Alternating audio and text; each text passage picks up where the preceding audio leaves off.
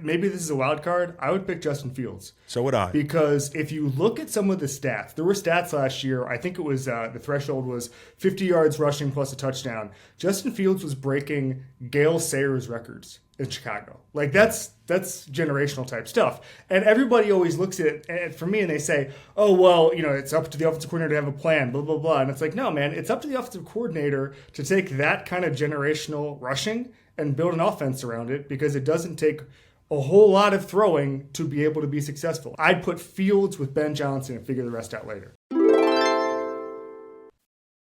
Nashville, Tennessee, the Music City. Hello! Goodbye! Because I'm not going. I'm not going! It's right down Broadway. Nah, you're hitting the right upright. I'm hitting one of the doinking yourself right back. I'm hitting the side channel on the James River during the Virginia-Tennessee game. You're not gonna watch. I'll watch it on my phone on the river. Okay. But like, hey, the rain this week, water levels are up. Like, it's gonna be a nice float. Yeah. Yeah. Maybe I'll float Sunday.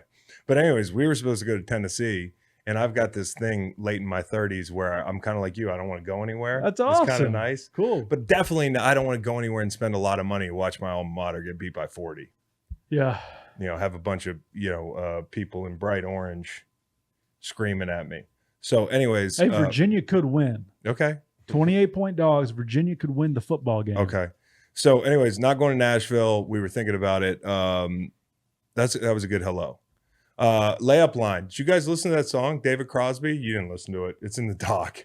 But the way we're going to do layup line from here on out, so you guys can actually listen to the music, is we're going to rate my selection. So this is David Crosby Cowboy Movie. It's just basically a bunch of dudes jamming the fuck out of their guitars for like 8 minutes. I can't hear a word David Crosby's saying. 2 out of 10. You haven't even you told me a bunch of guys jamming on their guitars for 8 minutes. What is this, a fish show? Whenever he does, what are we smoking? It's like doobies? It's like softball. Whenever he has nothing to add, he just shits on it. I go straight to drugs right away. but David Crosby Cowboy Movie. Give me your rating, Reed. I think it might be high for you. Mine was a 7.5. Okay, and nice. and it was made higher by the cover of the. It's got his cool face. Cover. Faded into a sunset with like the sun right below his eye. Yeah, that's cool. 3 out of 10. One of my all-time favorite artists. I'll give it 8.5 out of 10. Okay. Well, I don't like halves. It's important to have halves. I don't like halves. I'm not 6'3", 6'3.5". Okay. I don't like halves. So, anyways, David Crosby Cowboy Movie. This is my favorite David Crosby song. Okay. He was in a group with Stills, Nash, and Young. That's true. Saw Neil Young at the Willie Nelson birthday party thing. He looked a lot like Donald Trump. I mean, honestly, he walked out there. I thought Willie had Trump out there. I went to a music festival at Churchill Downs one year. Okay. There was 3 different nights. The 3 headliners were Dave Matthews, Kenny Chesney, and Bon Jovi. But I saw some cool acts, Chris. I saw Steve Miller Band. I'm standing from you to me. Steve Miller is up there playing music. I'd heard every song. Fucking jet airliners and shit. Kevin Clark's on the show. Yep. We're going to have Kevin Clark. Fan. We'll have Kevin Clark. I love Kevin Clark. Good guy. Kevin Clark's a guy that I should have had on the show a long time ago, and hopefully we'll have him on more. He's just a smart football guy who's easy to talk to. And we're going to talk about the NFC with him, some quick hitters. We got our big NFC preview coming up. I have some big personal news that, of course, I got to announce. Dynasty Daddy has created a grid with my direction. They hit me up and they were like, "Hey, you want to design a grid?" So I went the 3 teams I played with. We got sacks involved, 10 plus sacks. We got that on the right column, and then I think I have Jags and Saints up top. So enjoy. Dynasty Daddy, sacks. You've created. It's just a hard couple sentences to parse. Yeah. But I get it. Yeah, and then the other news is I'm on Inside the NFL. Hey, look at that. So that's breaking a day. That's a professional outfit. Yeah. It's kind of weird, like me doing that. You know what I mean? You finally got a grown-up job playing sport, playing little games all your life. So the guys on the show are going to be Ryan Clark, Channing Crowder, Jay Cutler, Chad Ochocinco. Let me give you a run. It's going to be on Tuesday on the CW. It's 8/7 Central. It's going to premiere next week. So more like the you can, CL. If you can't catch it live, you can stream free the next day. Yeah, that's great. Pretty sweet. Reed, you should get a paycheck from Inside the NFL for that. And honestly, it's probably worth it. And then, to give you a rundown on it, it's like I never wanted to work in TV. I'm not like a TV guy. I'm just not. And I get kind of self-conscious and nervous and the whole thing. But for me, this checks a lot of the boxes, okay? If I were to work in TV. It's like Lincoln Riley going to USC. Here's what I need. I need no suits. Check. Okay? It's casual. I need Philly taping location. Easy flight for me. Easy train ride. I rode the car up the other day for the rehearsal. I need people I like. I love all these guys. Ryan Clark, I really owe the guy. Ryan Clark is a guy that I got to know after football more. He was also coached by Greg Williams. And, we've run into each other a couple of times. He's been on the show. Obviously, winning an Emmy, that sort of thing. Like, he's good at his job. And he's kind of like the ringleader here. He's the guy that's kicking it to everybody. He's such a good teammate. Just in the rehearsals, like the nonverbal hand signals, like, do you have a point to make, all that stuff. He's like a producer on the set. He's kind of like what I'm doing here. And he's doing it on Inside the NFL. Oh, you're saying maybe like what I'm doing today. Here. Okay. Right. So the point is, I couldn't have a better teammate than Ryan Clark. And then the fact that Ryan Clark actually asked for me on the show meant a lot to me. I love the guy.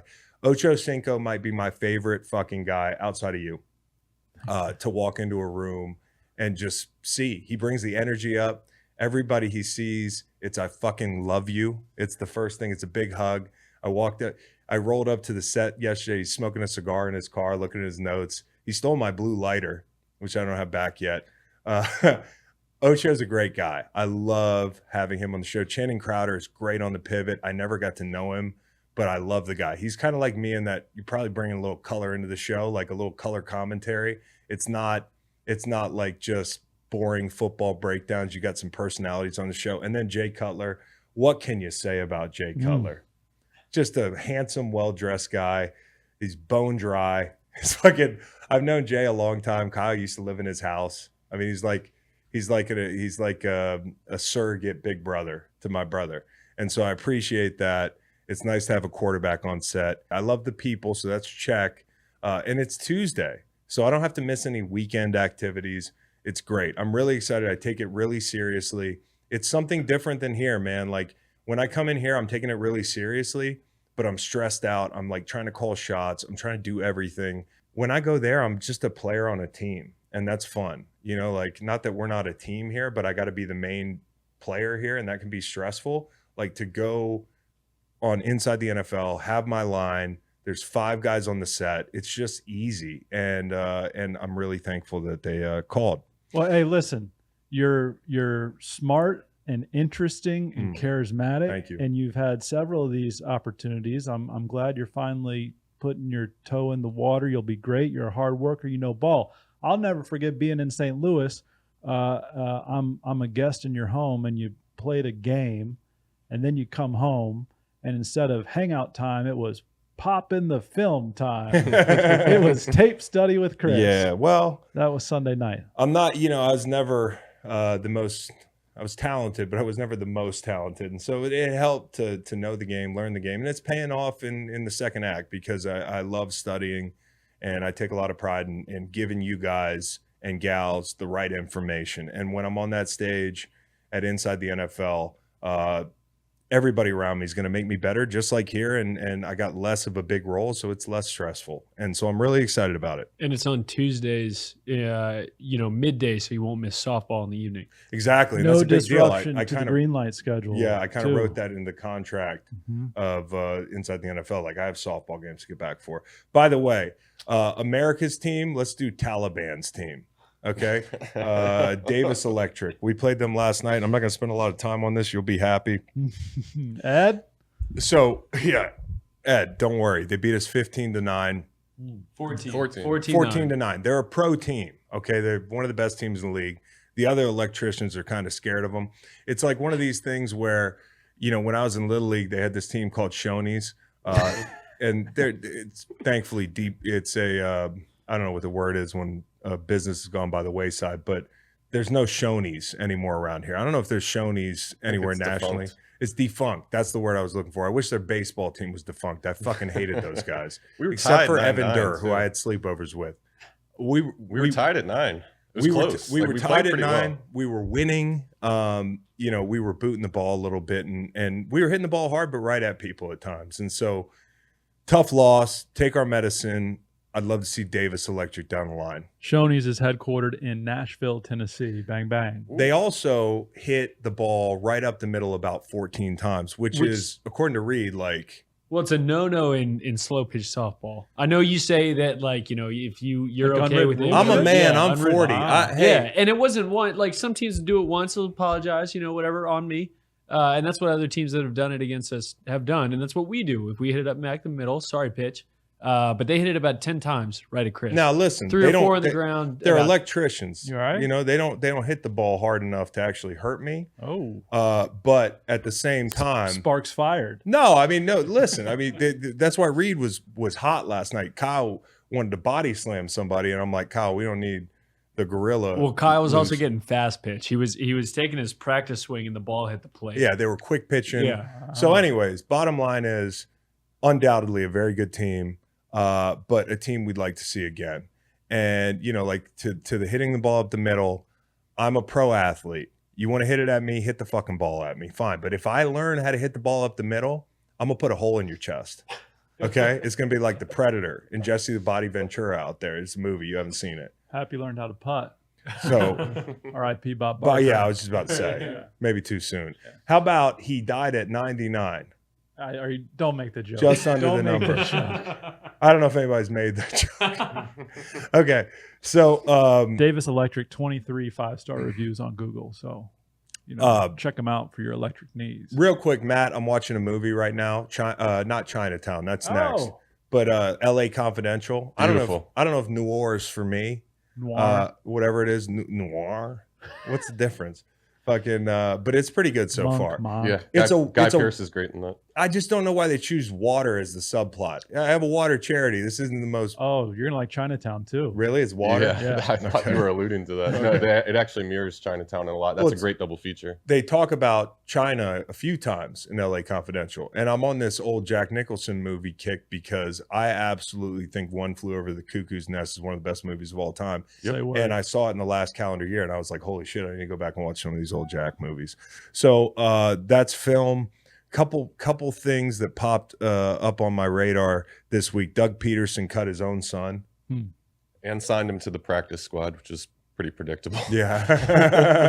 That's tough for Doug, and the Peterson family's great. That's a fly on the wall. That's my first fly on the wall this year. How do you cut your son? Hey, son, this is a racket. You know it is. We've set you up for life here with the job in the NFL. Most American story I've ever heard at a Chicago White Sox game. Is this not the most American story of all time? A woman sneaks in a loaded firearm in a fold of her fat. Yeah, belly fat. Yep. So we are an obese nation that likes to bring guns to White Sox games and accidentally discharge the son of a bitch and hit 2 people. Here's something really American. One of the people was like, I don't even need to go to the hospital. Like, it was just a grazing. So that's just a story I wanted to bring up. I don't know where the fuck we're going in this country, but it looks like there. That's some tummy heat. That's some tummy heat for sure. And speaking of crimes, the guy at Nebraska, who evidently is not, the NIL fund is not treating him well because he had to rob a vape shop. And while this story is really sad, and that's the truth, is like that this kid who's bounced around, Eric Gilbert, is probably going to do jail time. He already probably has. I think he's probably in jail right now. Here's what I would do if I were them. Well, here's what I would do if I were me. I would craft a really, really robust ad for a battering ram and make Eric Gilbert the protagonist of the ad. Hard cut battering rams, because it took you 5 fucking minutes to kick that door down. That was the difference. Fractions of time. You're a football player. You know this. 5 to 6 to 7 to 8 kicks of this door. It's a vape shop door. It's not like they're getting the Hardy Pine. Okay, this is a fucking So, anyways, not a good look for the NIL program at Nebraska. Not a good look for the strength program too. He's a tight end. Is he a move guy? Oh, Are you splitting him out because it didn't? Right? He's All not an the- inline guy. all the fuzz is just waiting for him outside. Yeah, dude. Holy He smokes! took a shot into triple coverage. So, anyways, I don't want to beat up on the kid, but it's kind of how it goes. If you rob a vape shop and there's a 6-minute video, you're going to make the news. All right, let's start the NFC preview. I hate buying tickets. I've been playing my whole life, never had to worry about buying tickets. Now I got to go to Nashville to watch Virginia play Tennessee. Hopefully it's competitive. But the ticket part is stressful. The game's stressful. The ticket part's really stressful. Buying tickets to your favorite events shouldn't be stressful. Game Time is the fast and easy way to buy tickets for all the sports, music, comedy, and theater near you. With killer deals on last-minute tickets and their best price guarantee, you can stop stressing over tickets and start getting hyped for the fun you'll have. And with the Game Time app, it's easy to find and buy tickets for every kind of event in your area. If I'm trying to see the monster trucks for my kids or Willie Nelson for me and my kids, I can find it all in the Game Time app. Game Time is the fastest growing ticketing app in the country for a reason. Get images of your seat before you buy so you know exactly what to expect when you arrive. Buy tickets in a matter of seconds. 2 taps, you're all set. Tickets are sent directly to your phone. You never have to dig through your email. Snag the tickets without the stress with Game Time. Download the Game Time app, create an account, and use code GREENLIGHT for $20 off your first purchase. Terms apply. Again, create an account and redeem code GREENLIGHT for $20 off. Download Game Time today. Last minute tickets, lowest price guaranteed. One of my favorite people in the media. I'm not even blowing smoke. This guy's awesome. And Ryan Russillo loves him, which is a really hard thing. Yeah, Kevin Clark is his name. I don't know if that's a good thing or a bad thing. No, Russillo doesn't like a lot of people. Exactly. You know, like I'm not going to give you the list. But yeah, I guess Kevin Clark, Slow News Day, writes for The Ringer. I've been on Slow News Day. I love the show. It's one of the best shows out there. So welcome to the show, Kevin Clark, finally. Thanks for having me, guys. I'm excited. I'm just got off a couple weeks on the road for training camp tour, and now we're kind of in the weird Labor Day dead period, and then we're rocking and rolling. Did you have a favorite training camp to visit? So I went south this year. I normally do west. Normally go out to Kansas City, Minnesota, that whole deal. This year I went south, so down to Atlanta. Nashville, I like a lot. I don't really go downtown because the hotels are expensive. There's too many bachelorette parties and all that stuff. Like it's a scene down there. Mm-hmm. But it's like Nashville, the sprawl has a good vibe. I like it. We were supposed to be in Nashville this weekend. And You're not going? No, I'm not going to go. So Kev, you know, like is that how Macon just found out you're not going? Bro, well, yeah, because he doesn't go to anything. Okay. So as far as he's concerned, no, you know, it's might as well nobody be going. But Kevin, Lord willing, and the creek don't rise. I'm gonna have a kid on Friday. Congratulations! Yeah, thanks. The third of three of third. So yeah, 3 under 3, Kevin. So that's why I don't go to things. But I often find out things that Chris is or is not doing right here. 3 under 3 right here, and I had the pass to go see Virginia get possibly walloped by Tennessee in Nashville, which would cost me a lot of money.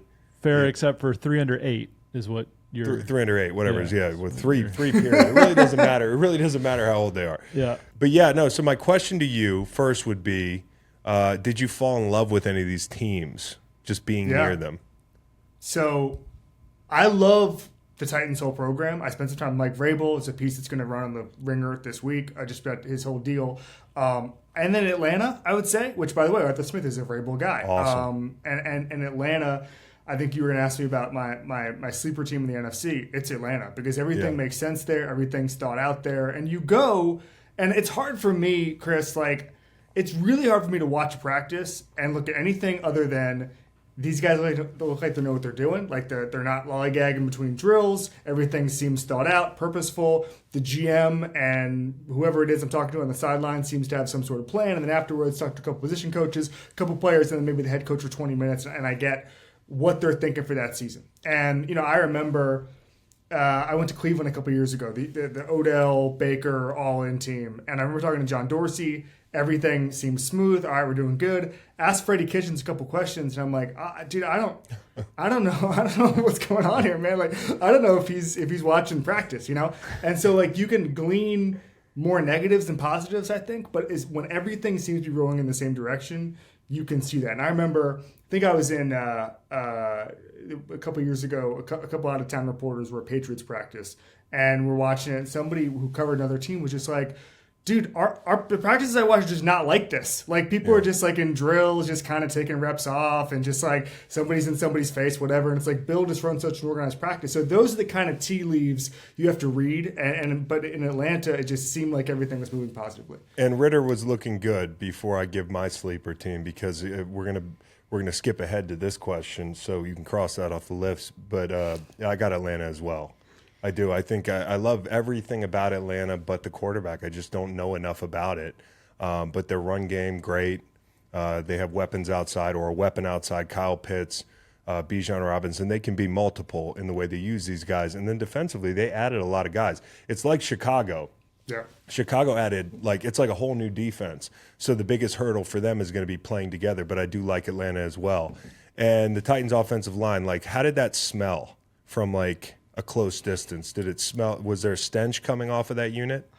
I think it's going to be a bit of a, Vrabel's can't tank, he can't do any of that stuff. It's even more like the Minnesota competitive rebuild kind of thing, where they kind of know what they are, see what happens with the quarterback position, offensive line. They've got holes there throughout the roster, frankly. That's why they have a new GM. But I think there's going to be, I would put Dan Campbell, Mike Tomlin, Vrabel, just through technique and effort and execution, there's a floor on the team, right? They're not going to win 2 games. I think that's the most important thing with Vrabel. There's a reason he wins 60% of his games. So, yeah, the roster is not what it is, but how often he won Coach of the Year 2 years ago. He wins with bad rosters all the time.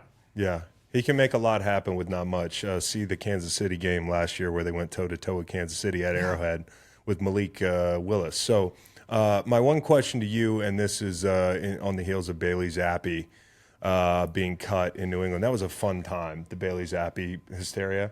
The practice squad. Yeah, and I was on this. Okay, I'll say I never folded. I said it on the show, and people were yelling at me. I was like, I just don't see it.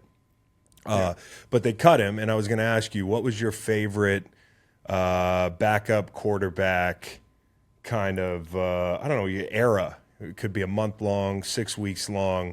Is there one that sticks out for you? Because for me, you got Minshew Mania, you have Heineke, you have Cooper Rush. That was a lot of fun because people were saying all types of shit in the media. we were pushing Dak out of the building for Cooper Rush. Do you remember a backup quarterback that kind of stole your heart more than the other ones? So first of all, I have a unique experience because I do a training camp tour every single year, and the amount of guys I find out are in a place because I literally see them 3 feet away from me is astounding. You'll just be like, wait, there's Trevor Siemian. I guess Trevor Siemian plays here. So that's always a real thrill. Good for grids. Sean Hill. This is great. And so you have that phenomenon. I'd say the Cooper Rush thing. I went to the Cowboys Giants game last year on Monday night, and the amount of Cowboys fans who were just all in on Cooper Rush this time last year was really astounding. And also the Dak discourse. There was Dak discourse around Trey Lance going for a 4th-round pick, which, by the way, is 1 round better than Josh Dobbs. Yep. And somehow that became Dak discourse. So I just think that there's a need to talk about Dak and shoehorn him into everything. So of course Cooper Rush, if there's any entry point into Dak, it's going to become a thing. And so I loved. The Cooper Rush thing was just great. I'm trying to think of other backup quarterbacks. Minshew Mania. Bailey Zappi last year. Bill Simmons came on a podcast last year. And I said over under. I think it was 1.5 playoff wins for Bill Belichick going forward. Over under, just take it. And he said way over, and I said, well, Mac Jones looked. He said, no, it's all about Bailey Zappi. That was it. That was 10 months ago. That was literally the thought process. So I love when teams go all in, or fan base go on a backup quarterback before they see him, play 3 or 4 games. The Green Bay game, he hit a couple play action shots, and they won. They played in a low scoring game against the Packers, who were not very good, and people were like, yeah, this guy's the future. I remember it. Belichick is just going to rack up as many 7 and 10s as it takes to pass Don Shula. No question. Well, we'll see if he's going to last there. All right. So, and by the way, you mentioned Freddie Kitchens earlier. I'm playing in a men's softball league. If you're a listener to the pod, you obviously have heard about it. Kitchens is like Central Casting men's softball league, bro. It's what I picture Ceramico Sam to look like. A Dude, person I've never all the met. guys on Davis Electric last night looked like Freddie Kitchens. Okay, so am I lying? They were all Freddie Kitchens. It was like, so. Anyways, Make, you wanna kick us off here? All right, y'all are the GM of an expansion team. You can pick any QB in the NFC non-Jalen Hurts division. Who are you picking, Kevin Clark, and why? Wow. So when Chris sent these questions along, I didn't know it was non-Jalen Hurts division. So That's my fault. You can pick So- Jalen Hurts. No, and I'm then not all the going Eagles to. I'm not fans will going get to. mad at me. I'm not going to. If I had to do anything right now, it'd be pairing. It would do the OC Ben Johnson with. Yep. Maybe this is a wild card. I would pick Justin Fields. So would I. Because if you look at some of the stats, there were stats last year. I think it was the threshold was 50 yards rushing plus a touchdown. Justin Fields was breaking Gale Sayers records in Chicago. Like that's generational type stuff. And everybody always looks at it for me and they say, oh, well, it's up to the offensive coordinator to have a plan, blah, blah, blah. And it's like, no, man, it's up to the offensive coordinator to take that kind of generational rushing and build an offense around it, because it doesn't take a whole lot of throwing to be able to be successful and putting those. And I remember, obviously I'm not comparing the two, like I remember when Lamar Jackson had his MVP season, and I visited them in Baltimore. And I remember some of the tight ends were like the linebackers literally just like looking over at their defensive coaches being like, what do I do? And the coaches looking back at them and saying like, I don't know. I don't know what to tell you, dude. And that kind of rushing puts so much stress on defenses that's the kind of thing you get. And so I think with a good offensive coordinator, I'm not saying Luke Getsy isn't, but like someone like Ben Johnson, where everything is so flexible, he's been in so many different offenses under so many different head coaches. I've spent time with him. He's a really interesting guy. He's already made lemonade out of Jared Goff. Like I'd put Fields with Ben Johnson and figure the rest out later. All right, so I'm looking at the San Francisco 49ers offensive staff. There's probably a coordinator in there. Somebody that's gotten a cup of coffee with Kyle Shanahan. Go to D.C. Can I go back to D.C.? Washington, the cradle of coaches. Yeah, go it's the new Miami of Ohio. Maybe they forgot somebody out of there. But I'm going Dan Quinn for my coach just because, like, my personal experience, having played in that Super Bowl, they win that game if Kyle Shanahan doesn't, blow it, to speak plainly. And, Dan Quinn's a guy who's so respected by players, has done a great job in Dallas. I think there's reason to believe that if it doesn't go right this year, he could be an heir apparent. I think it's half the reason you want to stick around. He could be at the helm in Dallas. And I would go Justin Fields because that is such a differentiating factor. When you look at the other NFC quarterbacks, there's not a prototypical quarterback who's so talented and so tantalizing that you want to take him over Justin Fields. I'm a gambler, as you know. Justin Fields seems like a gamble with a lot of upside, so I would go with Justin Fields. And I like Fields and the Bears at plus whatever they are to win that division. I think that's who's your quarterback? That's a good value. It's Justin Fields. Okay, you got a coordinator. There we go. I like who. Gosh, I can't. Hold on. I'm just going to say the sentence. Okay. Yeah. I like whoever Brian Dable's currently rubbing off on. Just say Eric Kafka. There you go. Kafka. Yeah, it's Southside guy. So say Eric Bieniemy. You could have said Eric Bieniemy. I could have. Do you want your players to get yelled at? Well, Ken Dorsey's the new hotness. It's the Dable factor. Yeah. Okay. But hey, supplemental question, guys. We haven't seen, but Kevin has a little more. Are you betting on Jordan Love or Desmond Ridder? If you had to pick one, Jordan Love.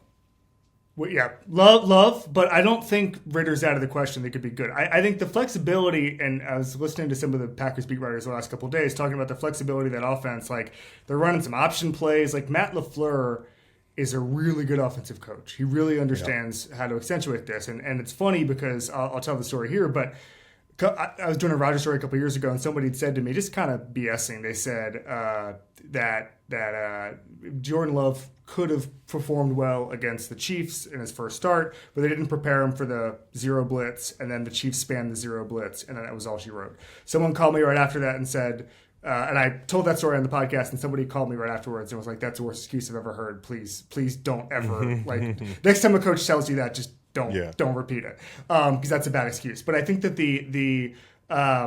the leaps and bounds he's grown with, like he's getting rid of the ball quickly. Like I just think there's something there. I think Desmond Ridder can run Arthur Smith's offense. I think that's one of the big things. Marcus Mariota was awful last year. Missed a lot of throws. Just missed a lot of throws, couldn't run the offense, wasn't throwing it quick enough. I mean, I think so much of that is, if you know, like that style of offense, or whatever you call it, the blind throws, drift, strike, whatever you want to call it, like so much of it just firing blind throws in there. Like Ryan Tannehill, that's his best That's what he strength. did. It's just yeah. like His back absolutely was to the firing defense for 3 Yes. seconds, and then he's firing the ball. Exactly. And so that's something Rodgers talked about with me ad nauseum a couple years ago. We talked about LaFleur offense. Smith does that too. And so what I think, Ritter can do that. That's what I've heard. Ritter can do that, and that makes a massive difference. Yeah. In his offense, that's going to help. If there's a Seattle Seahawks this season in the NFC, who is it? Seahawks started 6-3, get to 9-8, make the playoffs, lose to the Niners. It's Atlanta. I mean, right? It's Atlanta. It's Atlanta. It's Atlanta. It's Now, Atlanta. if you had to pick somebody not named Atlanta, it gets a little tougher, doesn't it? Maybe it's Seattle. Maybe it's Seattle. Maybe Seattle's good. Seattle's going to win 10 games. So, yeah. I agree. I think with Atlanta, so much of it is also just schedule. Like we had this last year with the Giants, where they start out hot because they're playing a bunch of bad teams. They beat the crap out of them, and all of a sudden it becomes a math problem. You make the playoffs. Atlanta, and by the way, New Orleans, their schedule is really, really easy. Going through it last night, toughest quarterback. They basically play at the Jets, but then Trevor Lawrence on a neutral site, and then it's basically Kirk Cousins, Derek Carr, and that's it. Like those are the only good quarterbacks they play. So if they're even decent, and you mentioned that they had the worst pass rush in the league last year, but they went and added Calais Campbell, Bud Dupree. I'm not saying those guys are world beaters, but they're not going to be the worst pass rush in the league. So I think the floor rises a little bit. The Bijan Robinson pick is what it is, but they're at least going to have an explosive positionless offense. It's one thing Arthur Smith really likes. So I'm pretty high on the Falcons this year. Pass rush. If the Eagles don't lead the NFC in sacks, who will it be? A lot of good DL rooms out there. There are, but there's one that stands above the rest, in my opinion. I'll let Kevin Clark go. Is it chalky to say the Cowboys? Too chalky? No, it's not chalky. It's actually I think I have the chalky answer. I think it's the Niners. You had Hargrave inside. I think the glaring weakness for them, especially in the run game, if you looked at the NFC Championship, was they couldn't hide him. And the guy that they would use to replace him was on the other sideline. Drake Jackson is going to be the big question mark. But when you look at sacks too, I look at the second level of defense. I look at Fred Warner, the adders they have. Hufanga, who was fucking tremendous. The guy he's a missile. I mean, I'd be using him all the time. I know that's not what they really did, was blitz a lot, but with a new coordinator and Steve Wilkes, I think is there. You're going to have more opportunities to use those second level guys. So I like the Niners. One team I'd throw out there that we haven't mentioned. Obviously, my pick's the Cowboys, but if we're going to just throw out a wild card that's not on anybody's radar, Giants. There you go. Third, I think, highest pressure rate in the NFC last year with a bunch of young guys. Dexter Lawrence was their leading sack guy, but then you think about Wink Martindale's offense, you think about the fact that Kayvon Thibodeau, Ojulari, I think 5.5 sacks. Like those are young guys who could take a leap, and if they take the leap together with that offense, you could see a huge jump. Yep. I assume you have the Cowboys finishing second in the NFC East, Giants likely third. If I put Dable on the Cowboys sideline, McCarthy on the Giant sideline, is that enough to flip those two spots? Gosh, I can't stand that Mike McCarthy. It almost is. It almost is. I said yes, but I'm actually not sure now. Close. That I'm thinking about the Giants. The Giants wide receiver room, some of the issues that they have there, but yeah, it's close. I mean, this isn't a fantasy draft. Isaiah Hodgins catches balls. Yeah, no, you're right. He does. Jalen Hyatt. Hey, Jalen Hyatt or Cedric Tillman, Kevin Clark? Jalen Hyatt. That's right. I watch a lot of college football, and I watch a lot of SEC football, even though I went to Miami. And every time I looked at the TV, Jalen Hyatt was behind a really good secondary, seemingly invisible. And I said, you know what? If I was an NFL team, I want whatever he's doing. I don't understand it. I don't know how he gets behind these defenses, but he's there. So that's why I'm on Jalen Hyatt. Who's the next college coach who we will see in the NFL? Ooh, that's a great question. Appreciate that. Because people really bought into Matt Rule. The problem is Matt Rule was really good at finding athleticism and these track athletes, and you can't really draft those guys. Lincoln Riley? Is that too chalky? I mean, I thought he was going to go 4 years ago. He's got a great whisperer. setup. Someone's going to overpay for him at some point. Yeah. maybe, listen, I think people are getting a little tired of the transfer portal and re-recruiting guys and all that stuff. And so I think eventually he just says, screw it, I can make more money in Dallas or with the Dolphins or whoever it is in 7 years. I want to throw out a dark horse there, but just because I know him, Biff Poggi of UNC Charlotte. Now we're talking. Yeah, I'd love to see Biff Poggi get a head coaching job at the ripe old age of 65 or whatever he is. Culture guy. Culture guy, exactly. Yeah, all the players a ton of guys went with him down to Charlotte. That guy's got juice. I actually was just at a Biff Poggi wedding. His daughter got married to one of my best buddies. Whoa. I got to spend some time with him. It was really great. We're going to go down to Charlotte. He already asked me to work with their D-line, so I can't wait to go down there. Niners. Another set of Niners, huh? Yeah. Synergy. DL rooms, Niners. I like it. Okay. There are going to be some middling teams at the trade deadline in the NFC. Who is the NFC team that's going to make the move that's going to create a little separation, allow them to make a playoff push? So I was going through trade candidates, and I'm thinking here, for some reason, Bucs fans keep pushing back on the idea that Mike Evans should be traded because he's a pillar of the community, all that stuff.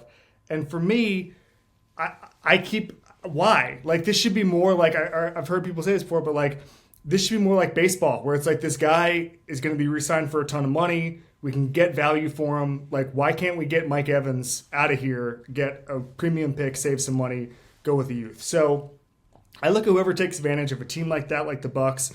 Maybe the Rams want to hit the hard reset if they start tanking for Caleb Williams. I think the biggest thing is what happens when a team after 6 weeks is in the Caleb Williams-Drake May sweepstakes. So they say, actually, I'm going to start pushing these guys who can help us win. Like we saw that with the Cardinals the other day, where people were like, oh, well, they cut Colt McCoy because they want to tank. Well, keeping Colt McCoy, I love Colt McCoy, but keeping Colt McCoy was also a tanking move. Like that's not evidence of anything. But I think in mid-October, things might be a little bit different. And so I think that you have to look at the teams that want to go all in and have the opportunity to. Maybe that's in Atlanta. Atlanta made a huge dead cap charge last year when they got rid of Matt Ryan. I think it was $62 million last year, which normally, by the way, precedes huge upticks in performance because the Bills did it. They took all their medicine in 1 year with the dead cap charge. The Dolphins did it a couple of years ago with a dead cap charge. And then you move forward because you have that kind of money. So maybe it's a team like that. We always know the Saints are up for a type of Nick Underhill, who covers the team really well, was on my show a couple months ago and called it mafia accounting, how they move the salary cap around. So, they can always add a piece of the deadline. It's no big deal. So it's whoever wants to take advantage of, I think, a couple of teams that might want to get rid of veterans in mid-October. Buda Baker has to get moved. Yes. I feel bad for the guy. I think Philly would be great.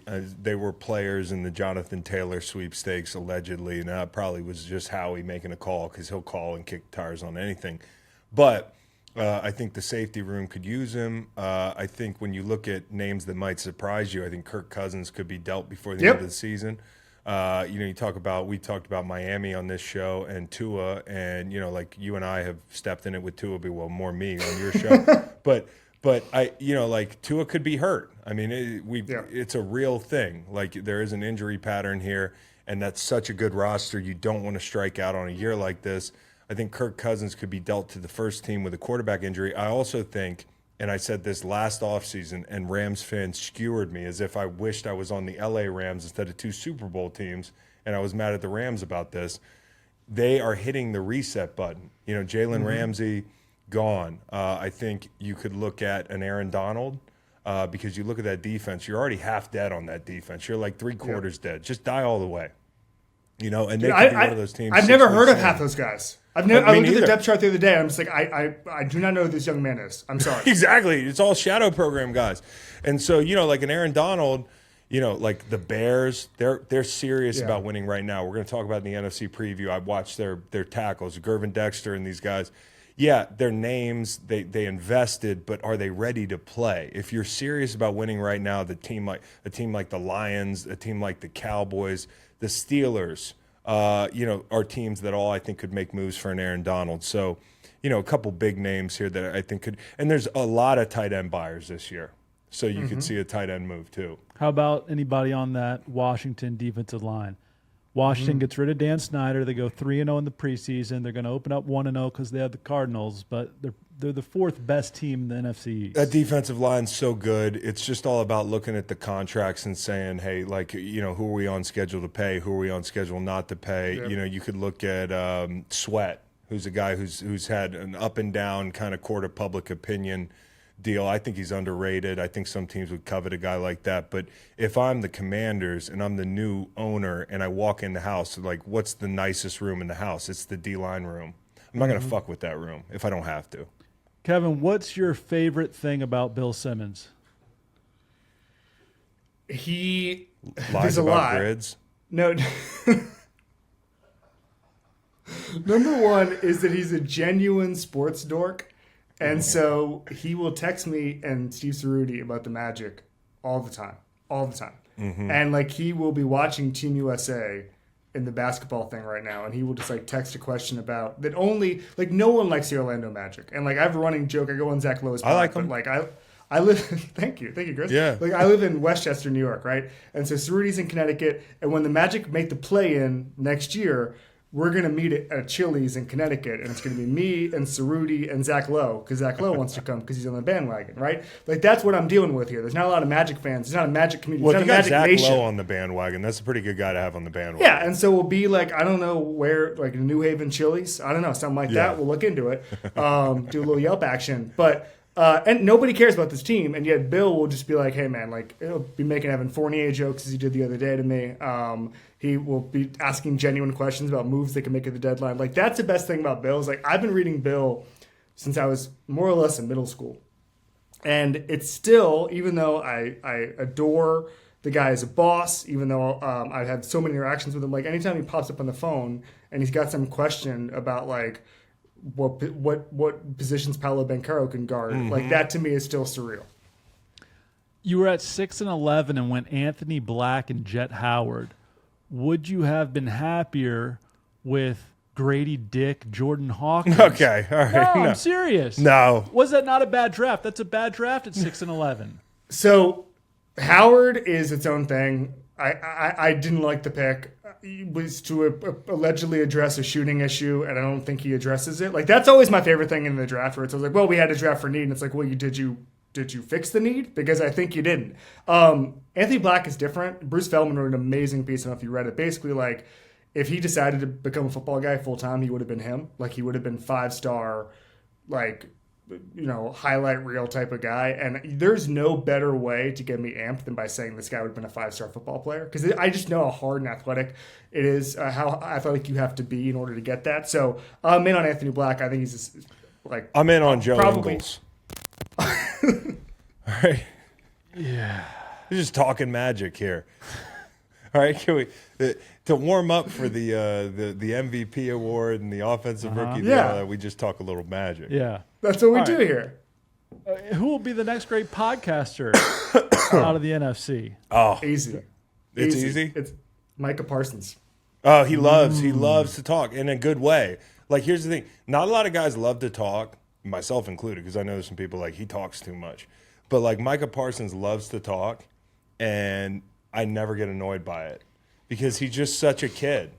Like, he just says what's on his mind. There's no filter. He's curious about everything. He has multiple interests, and he's the best defensive player possibly in the league. When he came on my show, first of all, he was ready to be a podcaster because he wouldn't turn his camera on for the first 10 minutes. He was just like, I'm just dealing with something. So that's number one, the first step towards being a podcaster. Second thing is, I looked at his tweets last night when I was going through this. His last 2 tweets that weren't like either SpawnCon or just like great team win type of stuff were I want a pet lion and I miss when stores were open 24/7. 2 great segments. 2 great segments. The guy's never been to a 7-Eleven. Right, but it's like it's a mixture, and he's great on talking. He talks football really well. Like, he's gonna when he wants. I guess he's on. I looked up. He's on Twitch all the time. I guess. Like, he likes the video some games. sort of company says, like, we're actually just going to do this for 40 minutes instead of him just twitching all the time. Yeah, green light. Like, there's going to be there's going to be a nice little runway there. He's also a great chess player, which is really popular. So yes. How about a show for Kayvon? He can just tell us all the people he doesn't know. He's like Jihad Ward. Yeah. Never heard exactly. of you. If Kayvon and A-Rod had gotten into it, I believe Kayvon. Yeah. Okay, so I like Jamal Williams and I like Lane Johnson. Okay, I was at Lane Johnson's house the other night. I had to go up to Philly, and I was like, hey, can I bunk up with you? And we were just talking till 1 a.m. The guy's one of the most entertaining people in the NFL, bar none, great player.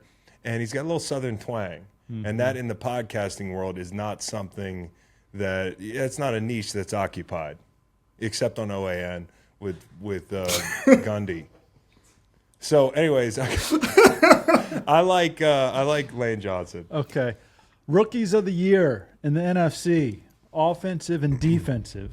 Okay, so there's one that I feel so good about that I put multiple bets down. I bet it, and then 10 minutes later, I was like, I need to bet it more. And then 10 minutes later, I bet it again. I think I put 3 bets down on this. This is Jalen Carter, NFC Defensive Rookie of the Year. Now, Offensive Rookie of the Year is a little tougher.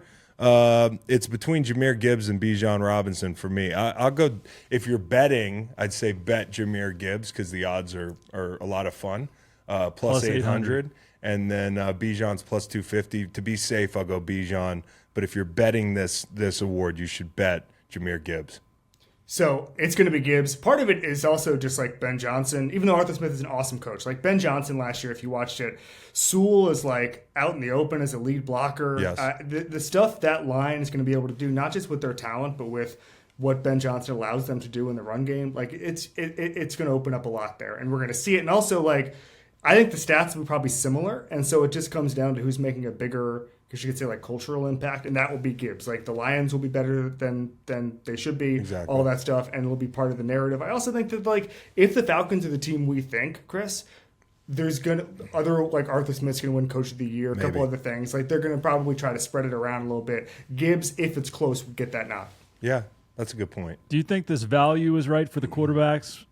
Bryce Young at plus 450, Anthony Richardson at plus 700, C.J. Stroud at plus 850. Is that how you would order them? I'd put Stroud second.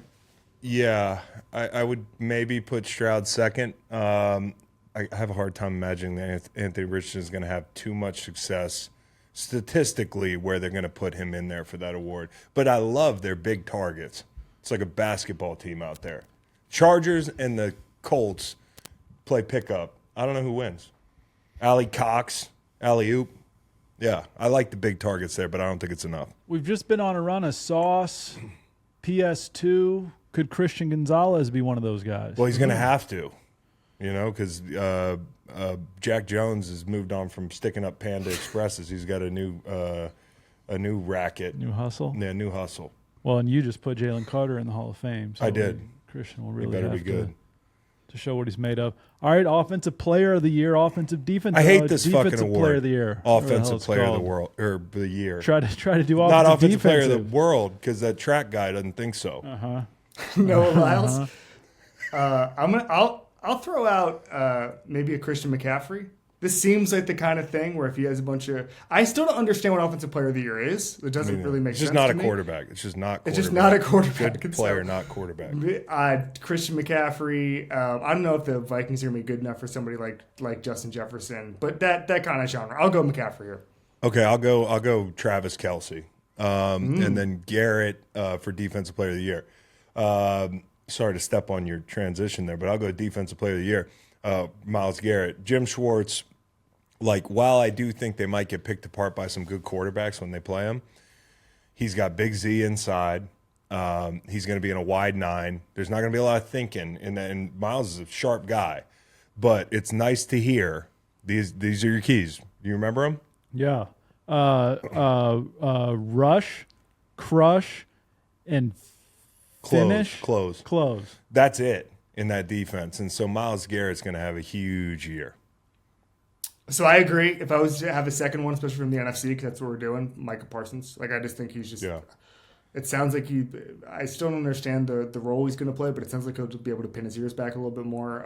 I just think it's going to be unbelievable. I just think the leap they're going to make, and that's why, I don't know if we're doing this, but I actually picked the Cowboys to win the NFC. And part of that is just I feel like the talent can overcome what we all feel are coaching deficiencies. See, earlier, spoiler, I don't have the Eagles in the Super Bowl, and I'm playing the math here. You know, like only 2 teams the last 35 years have gotten in the Super Bowl after losing it the year previous, and those teams are the Buffalo Bills thrice and the Patriots in 2018 after we beat them in 17. So, you know, like it's just the math doesn't check out, and I think the schedule is really hard. So, like last year, the Eagles had a bit of a soft schedule. You look at it this year, the Cowboys have the same schedule, but 2 new coordinators. You could look at it as a positive in a lot of ways, but you're not going to be hosting games at the Link all playoff long. You played the Giants in the divisional round, and then you play the Niners at home with Brock Purdy out most of the game. So when you asked him earlier about the NFC East, and you said this, I'm assuming, I was like, he stayed quiet. I kind of had a feeling.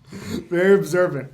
I wouldn't rule out the Eagles winning the division and then not making the Super Bowl. That happens all the time. But no, I don't. I think the Cowboys will win the NFC Championship game. Okay.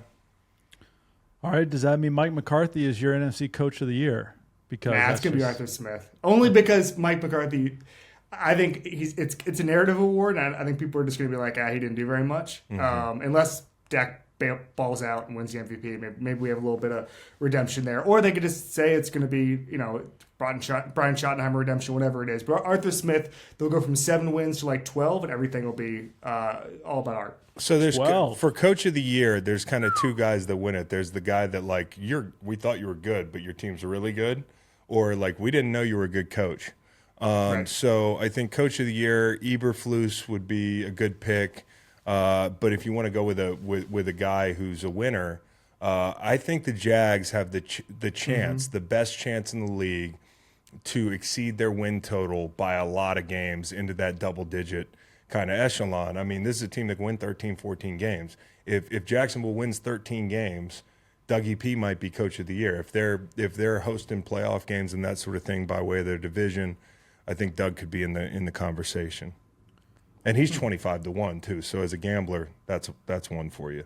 First coach fired. Here they are in order. It's easy. Bowles, Stefanski, Rivera, McDaniels, Staley, McCarthy, McVay. It's not going to be McVay. What the hell? McVay decided to come back. For 3 days, McVay was like, I don't know if we're going to be very good. But then they were like, you're going to be fine. Like, come on back. Here it is. It's the leader of the pack. It's Todd Bowles, okay? Because the 2 teams that are tanking are, to me, the Cardinals and the Bucks. And the Cardinals just hired a guy, so I think it's probably Todd Bowles. But what if the Bucks are like, hey, Todd, throw us a 2-15 here? They could throw a 2-15 and then fire him at the end of the year. Yeah, that's true. Could be an inside. I don't know if you have to instruct Todd Bowles to lose games with his roster. Ron Rivera is your next one. He's got Ron Rivera and Josh McDaniels. Ron's saying whatever he wants. Whoops. Yeah. Like, I didn't know Sam Howell was good. Eric Bieniemy yells. Carson Wentz, whatever the fuck he said about Carson Wentz last year, he started crying. Last year it was we're eliminated? Yeah. Dude, So I think the most glaring problem with the Sam Howell thing is I watched Sam Howell, went to 2 days of practice there. He's still not good. That's the problem. Rivera's like, I didn't know he was that good. I was like, dude, I watched this guy. Like, I don't know what you're watching. That's funny. And so I'd say it's Rivera or Josh McDaniels. The only thing is, like, people like Ron Rivera. Like, I think people like being around Ron Rivera. I do. He's a really nice guy.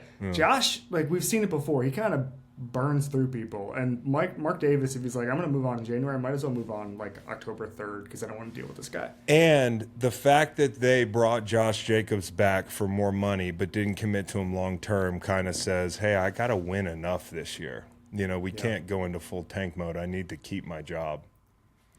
What about Offensive Player of the Year quarterback division, also known as the MVP? Almost all these guys I was like, fuck, dude, we already did that. Are AFC. Best odds are Mahomes, Burrow, Allen, Herbert. Then you get Hurts. Then it's back to AFC, Lamar, Rodgers, Lawrence, Tua. And then we get Justin Fields at plus 2,500, huh? A dark horse would be Trevor Lawrence, and my pick would be Justin Herbert. I think Justin Herbert's going to have a great year. My biggest worry about the Chargers is their head coach, right tackle head coach. And what are you going to do with J.C. Jackson? We talked about that the other day. Like, are you going to get some ROI on that guy? So I think it's the health up front defensively for them, and the offense is going to be humming. So I like Justin Herbert. Herbert's interesting. The problem is it's like Mahomes until further notice, right? Hurts would be in that mix. I think Lawrence is more likely than Justin Herbert. I have a couple questions like you about the coaching there, including the offensive coordinator. I think people are penciling in Kellen Moore as some sort of genius and Andy Reid type. Like, I don't think that's the case. I think he's an upgrade over Joe Lombardi, but let's pump the brakes on him being that big of an upgrade. No question. What about the Super Bowl, fellas? Are you guys going to put a team with a receiver room of Marquez Valdez-Scantling, Richie James, Rashee Rice, Kadarius Forget the receiver Toney? room. Forget the receiver room. It's the defense. It's the defense. If the defense was last year's defense, if Chris Jones wasn't holding out, I feel pretty decent about them being back there, but I worry about that pass rush. I have the Bengals winning the AFC, and I have them beating the Cowboys in the Super Bowl. That's like spicy. That. That's sexy. You're not worried about the injury at all? Is Joe good to go right away?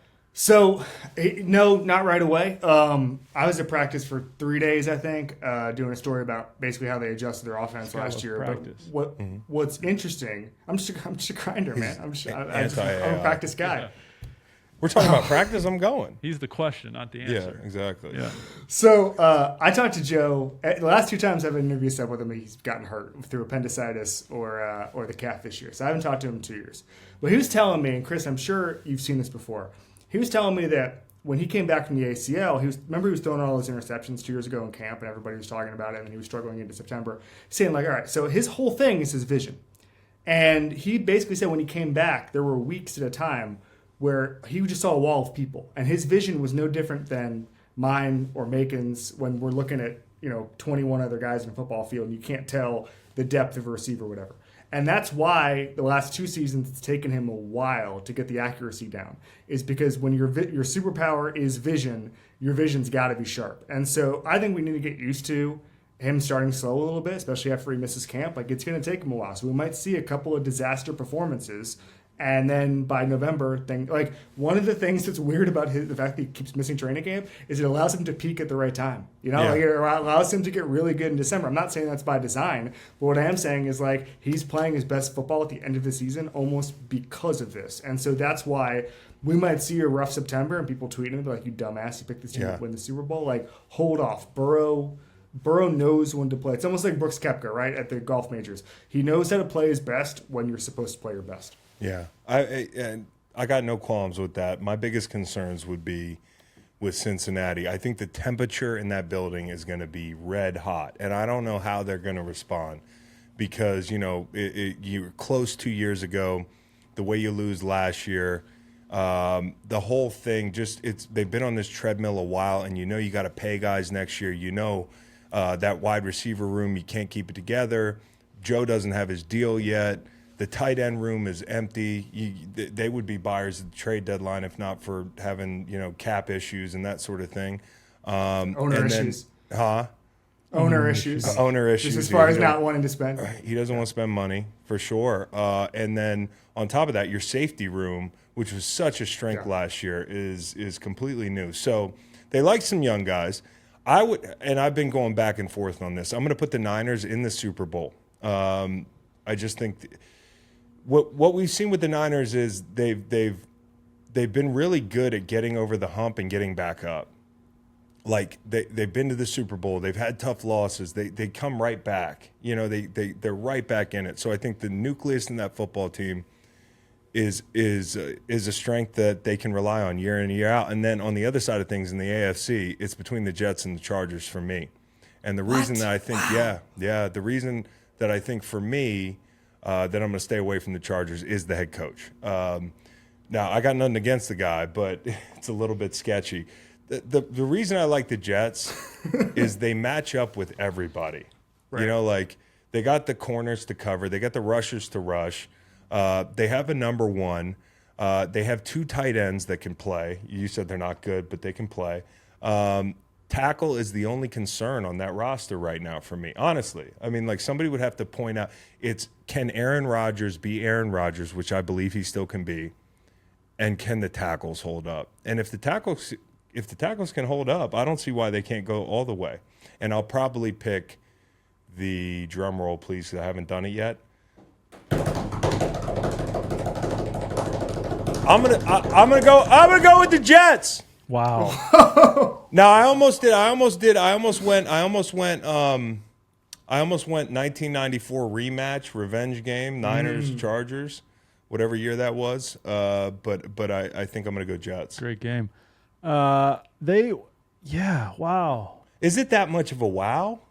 Well, Feels I like just it. think there's a couple things. You need Rodgers to be a lot better than he was last year, and then you need an offensive line that is a big question mark to come together. Which I think The interior is not bad though. No, it's okay. But like the tackles being the question mark is You have so It's a much pretty good cap question. space. There's 5 of them. I've been beating this drum all week. I've been beating the drum. For DJ Humphries or Colton Miller or for David Bakhtiari, like they're out there. There are teams that are not planning on winning this year who could dump a tackle. So I guess, I'm glad it's kind of a hot take. I thought I was being chalky. Yeah, it's not the hard knocks. It's nothing like that. I'm really looking at their roster and saying, how many games they win last year? 7, 8? 8. 8 wins? How many more wins is Aaron Rodgers worth? 4? 5? So that's my thing is, you look at the Bills. None of us have mentioned the Bills. They probably take a little step back. Dolphins, they have injuries. It's really Chiefs, Bengals, Chargers, Jets in the AFC for me. Do you have so I honestly, I just don't know the sample size. So you have questions about Staley. Any questions about Robert Saleh?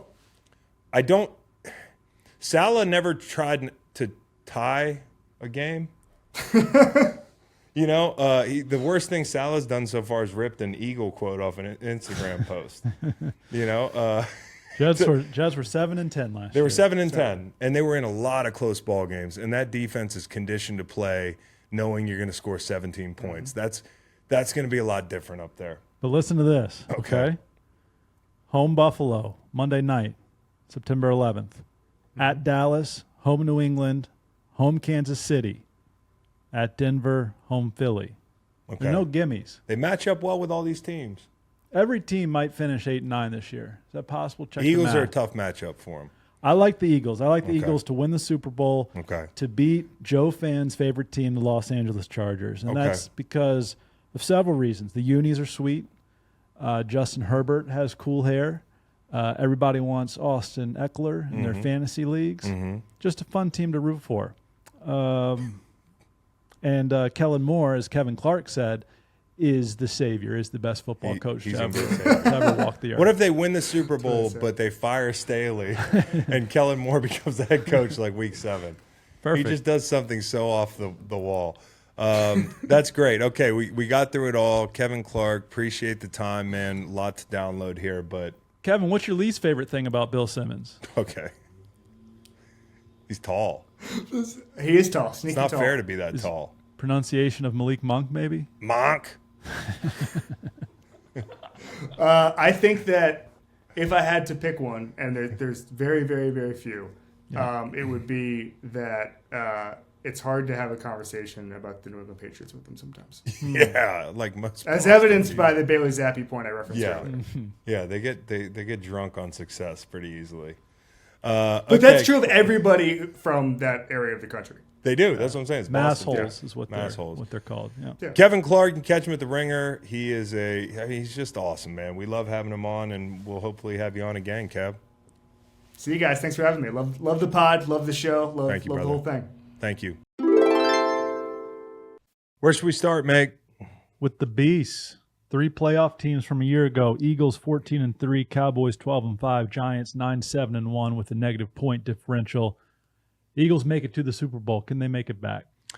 They can. I mean, when people ask these questions at the beginning of the year, if you're picking a team, that doesn't mean you think the other teams can't get there. So I think the Eagles could win the whole thing.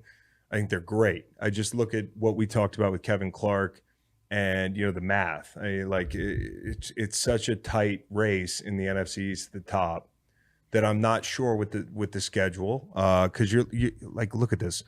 Look at week 6 to 15. Okay, you're at New York, the Jets. No disrespect. None taken. Miami, you're hosting them. You got Dallas, you get a bye, and then you're at KC off it, which is going to be Jalen Hurts' biggest road test of his career. I mean, and then Buffalo, San Francisco, at Dallas, and at Seattle, all in the week 6 to 15 span there. You got 1, 2, 3, 4, 5, 6, 7, 8 teams out of that span that, I mean, they're all like, it could go either way. So, I mean, it's going to be a tough schedule. They have replaced 2 coordinators. You could look at that as a positive. If you're a Philly fan, you could say, hey, Jonathan Gannon, we were ready to get him out of here. But pew, pew, pew, pew. Yeah. What was Steichen, whatever. So that guy's not going to work here anymore. That guy's the real deal, dude. He's the real deal. So you got to replace him. I think, when you look at Brian Johnson, and by the way, the Eagles just added Albert O, our guy from the Broncos, Reed, who's not a great blocker, but he showed some ball skills. Yeah, I think he'll be a nice addition. So that's nice of you, Cowboy. Yeah, I mean, it sucked to see him go. You know, him and Drew Lock are now on opposite sides of the country. They're both Missouri boys, but one day they'll get back together. Brian Johnson, the guy that's stepping in for Spikeman, is he's got a good rapport with Jalen Hurts, and that's important. They worked closely last year. He did a great job calling plays at UF. There's not a big scheme change, which is good. I mean, you got the answers. Spread people out, make them declare, create space for the quarterback. All the RPO stuff, the quarterback run game, that stuff, they're going to continue to major in that stuff. That offensive line's a straw that stirs the drink. And the thing about them, if you look at them last year, the way they called plays, Nolan had a great metaphor. It's like head body. Head body, you do it in the Delco accent. But where usually it's body, head. It's like run, deep shot. It's have people creeping up and take advantage. But the Eagles worked every area of the field, and they worked it in run and pass, like seemingly at random, So you set the run up with the pass, you soften certain people up, you hit the middle of the field, you take deep shots. That's kind of what they got to keep doing. DeAndre Swift catches the ball better than Miles Sanders. He's probably the most talented back in the prime of his career that they've had in a while. And they were also possible buyers on Taylor. The Dolphins and the Packers were 2 of the mystery teams. Well, we knew about the Dolphins. The Packers is a head scratcher. We'll get there. Jurgens is going to play. Okay, Jurgens looks good. By all accounts, he looks really good, and he's going to play at guard. So the offensive line's solid. You slide your high pick in there. Defensively, Desai's the new guy. The one difference with Desai and Gannon is, from what I understand, the back end's got to be more physical in Desai's scheme. So more rerouting, more physicality. James Bradbury could have a really good year in that defense. That's kind of his thing. It's his calling card, his length, his physicality. A swing guy for me is Nakobe Dean. You haven't seen a lot of him. The good thing for him is you got big ass dudes in front of you. It's a really nice defense you go from Georgia to Georgia Northeast. Yep. And gaps are going to be open. Derek Barnett wants a trade. That's one thing to keep an eye on, because Derek Barnett's an important little piece of that defense. I don't mean important little, that's like an oxymoron, but he is an important piece. That guy's a tone setter. He's equally as good in the run game as he is in the pass game. I can't if you don't like him because he's a high pick, I don't know what to tell you. The guy's a good player. The problem's been durability and some of the personal fouls. So Derek looking for a trade. The question is, what's the third down group look like? He doesn't want to be running on and off the field at all. He thinks he's good enough to be on their entire. And I think for some teams he is. I think for a really good defensive line, he's like a 3. And I think there's value there. But the question is, especially for a guy like Fletcher Cox, who I think is still playing at a high level, he rebounded really nicely last year. He's going to have to be that vet that kind of buys into the whole thing, because it's not going to be every third down that he might be on the field. You've got Sweat, you've got Reddick outside. You're going to kick Fletch inside in favor of a vet over the guy that I said earlier is probably the defensive rookie of the year. I don't know how good the guy is, but from what I hear, Jalen Carter's really fucking good. So BG kicks inside. They'll probably rotate guys to keep him fresh. I mean, you could go some 5 down, you could mix it up. But it's an exciting problem to have. Nolan Smith, I think, needs a little more time to develop. Just put on some weight in the weight room, that type of thing. Eagles started 8-0 last year. They lost a game to Washington. Then they're 13-1. They lose 2 Minshew games, that one of them being to Dallas, 40-34. Then they beat New York in the final, and in the playoffs they beat New York again, and then San Francisco, the Brock Purdy, the Josh Johnson game, before losing to the Chiefs. Odds from BetMGM, Eagles the favorite, -120, but Cowboys right there at +175. And there's a giant delta to the Giants at +750. And as you heard Kevin say, there's an argument to be made that Dallas can win this division. There is. No, it's not a tough argument to make. It wouldn't be a hot take. I'll take the Eagles to win the division.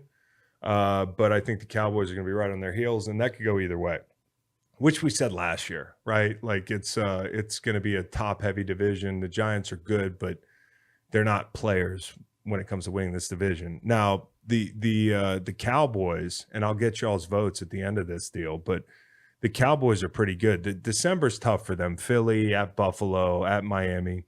I think the big question is, does the scheme look any different? If I'm Mike McCarthy, I don't make the scheme different.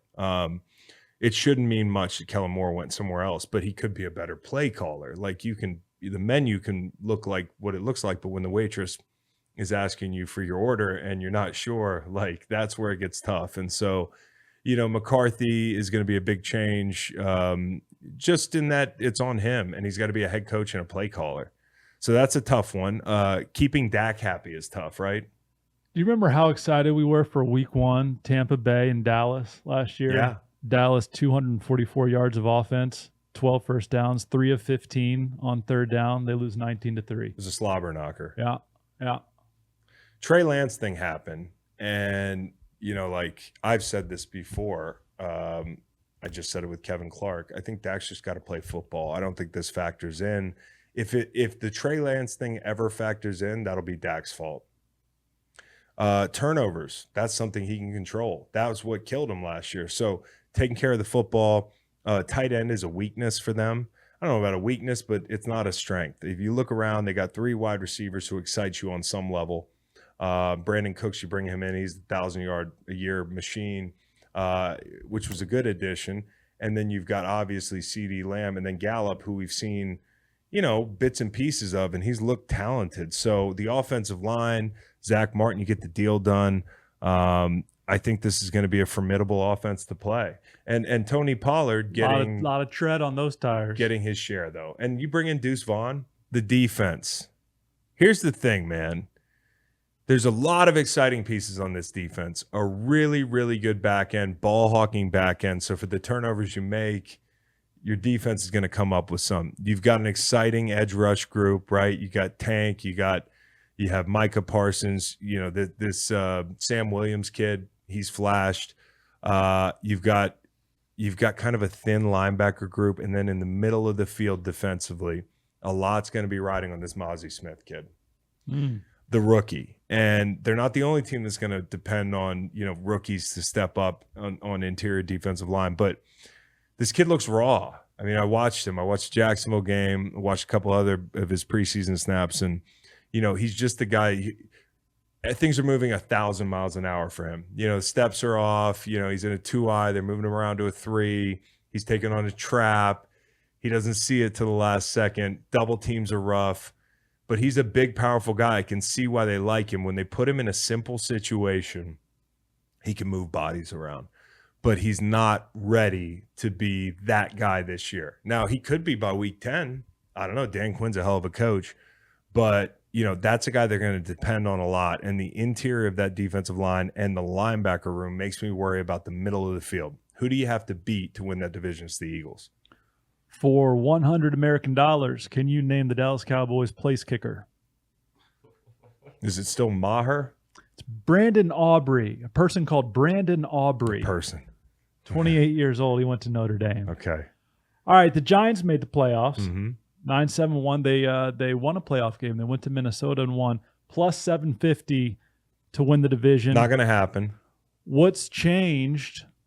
Not much. Waller, Jalen Hyatt. And then the schedule. And the schedule's harder. Schedule's harder.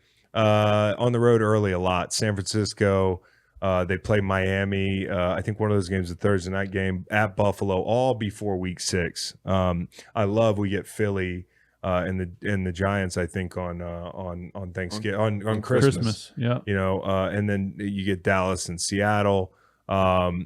They're two big kind of wild card games. If you're serious about being in the wild card, you got to circle Dallas and Seattle because they're teams that might be looking up at division leaders. Wide receiver room has not really changed enough for my liking. Okay, you still got Hodgins and Campbell and Slayton and Shepard and Hyatt, who's a big swing guy.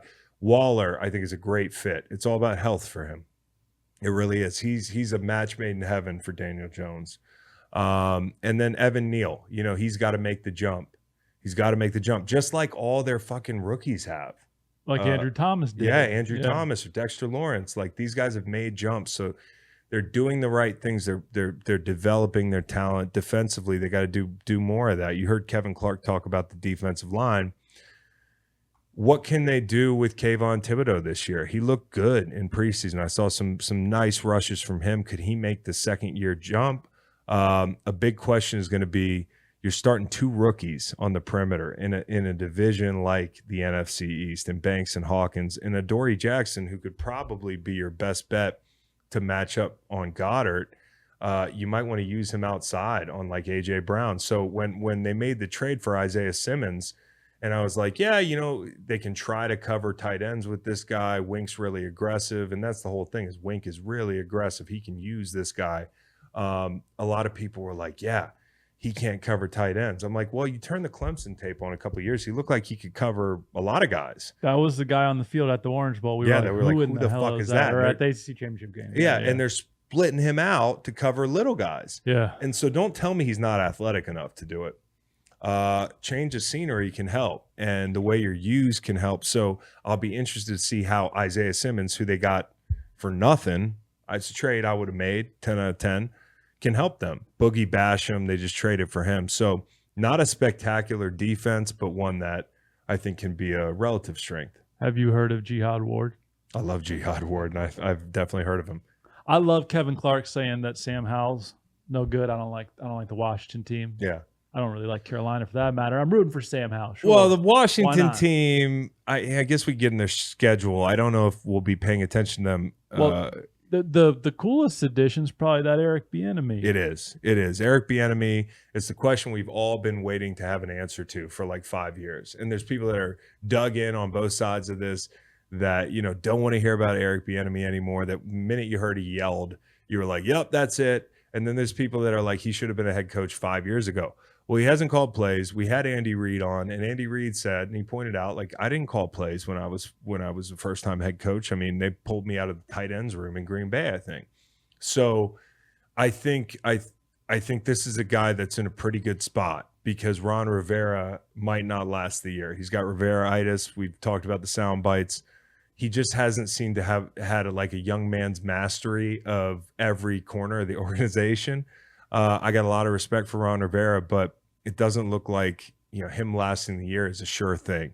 And if you're Eric Bieniemy and you're calling the shit out of some plays, you never know. Sam Howell's somebody they've been excited about, and then Kevin Clark just poured cold water all over it. You got new ownership, so it's kind of unpredictable. They're tied with the Vikings for the hardest schedule in the NFC. I just don't see them being players. If Heineke was still there, you feel like your floor is kind of high because they played a lot of close games and won some of them last year. They went 8-1 last year. Yeah. People forget. They were close. When Bieniemy was at Colorado, they ran like a pro-style offense. But obviously, he spent a lot of time elsewhere since then. Dotson excites me. Okay, Obviously, you know what you got in McLaurin, but Dotson excites me. Logan Thomas is back. And then if you talk about the offensive line, that's a bit of a weakness. It's shuffled. They're going to be working that thing out defensively. Cole Holcomb's a big loss, but the defensive line's great, and the safeties are a strength of that team. So if the linebacker group can shore up in the middle of the field, they're pretty good. But the defense alone is not going to be good enough to carry this team. And fourth in the NFC West. That corner in the first round might be the real deal. Manuel Forbes. Mississippi State. And don't forget about St. Juiced. That's right. Like that kid. Hey, Greenlight Producers. Yeah. They went chalk. Eagles, Cowboys, Giants, Commies. But the Cowboy picked the Cowboys 4th in the NFC East. Explain yourself. Well, I just can't wait to see Trey Lance in week 4. I mean, Okay. Jerry's going to be like, screw it, burn the ships. Let's Yeah. trade Dak to somebody, and he's going to see what he has in Trey Lance. Okay. That's what's going to happen. He's got about 40 minutes worth of Division 1 AA tape. exactly. That's all you got on Trey Lance. You've got the JMU National Cardinals Championship in 2020. That's what he's got. half a game in the rain against the fucking Bears. So anyways, NFC West probably next. NFC West, Trey Lance. Trey Lance. There's a segue. Yeah. Niners, can I say only -165 favorites to win the division? Seahawks at +190, and then Rams and Cardinals. Well, we're going to without get there in a shot. second. The Seahawks are fucking good. Yeah. They're not sneaking up on anybody, but they're good. And when you talk about that defense, you're going to put some respect on that defense. But the Niners, the Trey Lance news, the whole thing, a lot of people are like, hey, they should be fired. Like RG3 was like, these guys shouldn't be able to get away with it. Like, well, what do you mean? Because then what are you going to do? I mean, these guys have had you in the NFC Championship every year, been in the Super Bowl, an overthrow away. And that's what they were trying to fix. And, after the Super Bowl, they talked about doing things in phase and having 6-year contracts, but then they throw it out the window. And I said it is the wrong guy to throw the book at here. And, they did it anyways, but they're so good, they might be okay. They'll probably be okay for 2 years. I mean, their window's still wide open. So what they really need is Purdy to be consistent. If he doesn't backslide, they'll be right back there. Bosa's deal is underway. The big question offensively is the right tackle, McKivitz, replacing McGlinchey. And you never replace an Irish tackle with another Irish tackle. It just doesn't work out. Listen, I could name all the guys, but it's like, do you need a Niners preview? You're not going to know where the fuck the ball's coming from. Okay, it's just going to be going 100 miles an hour. It's going to be Debo. It's going to be Ayuk. It's going to be CMC. It's going to be the whole gang. It's going to look just like it looks every year. Okay, they got a well-oiled machine. They'll be pretty good. You got to figure that tackle spot out.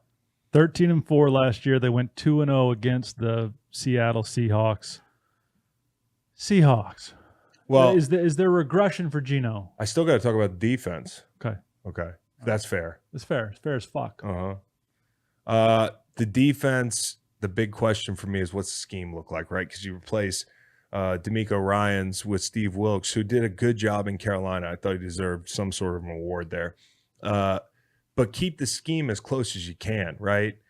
In coverage, at least. You might blitz a little bit more. And like I said earlier, you got great safeties. You got great safety play. One of them is like a demon out there, getting into the backfield when he's called upon. And Ufanga, good defensive backfield, great linebackers. You let Omenahu walk. He's suspended right now in Kansas City. So Drake Jackson's got to come on. And Hargrave, again, if you looked at that defense last year and they had one Achilles heel, you needed a second IDL guy. And that's your Javon Hargrave. So I'm excited to watch that front. I think they'll be right back in it. No news to report. No news is good news. Like the best way you get the Trey Lance taste out of your mouth is start 4-0. You won't even be talking about Trey Lance. To just be like one of these things where, whoops, what happened to those first rounders? I don't remember. Misplaced them with my keys. We're still good. Seattle Seahawks, Nolan's pick to win the NFC West. It's a good pick. I don't hate it. Their schedule's tough. They get an early bye. Giants and Cowboys, 2 huge road games, again, against wildcard type teams. Just in case you don't win the West, you're going to want to win those games. Geno, I think the big thing with Geno, for his entire career, I can't remember the last time he wasn't competing to be the guy. It's been like a decade, and that's part of what makes this story so fun, man. It's like, it's like waking up in a good dream. Honestly, that's what his last year has been. And I think the whole league got to see what a great passer he is. Not just, a guy that was in New York and you kind of conflated his skill set with the type of guy that might run an offense in New York with the historically good defenses they had at that time. He's got a great arm, and he made all the throws last year. He's actually not that far down the list to win MVP, depending on what your book is. But we use BetMGM. Yeah, we do. But the Seahawks are good, man. They added JSN. I mean, and they can use him in a way that's not redundant. His short area quickness, finding voids in the middle of the field, because the tight end room's kind of average.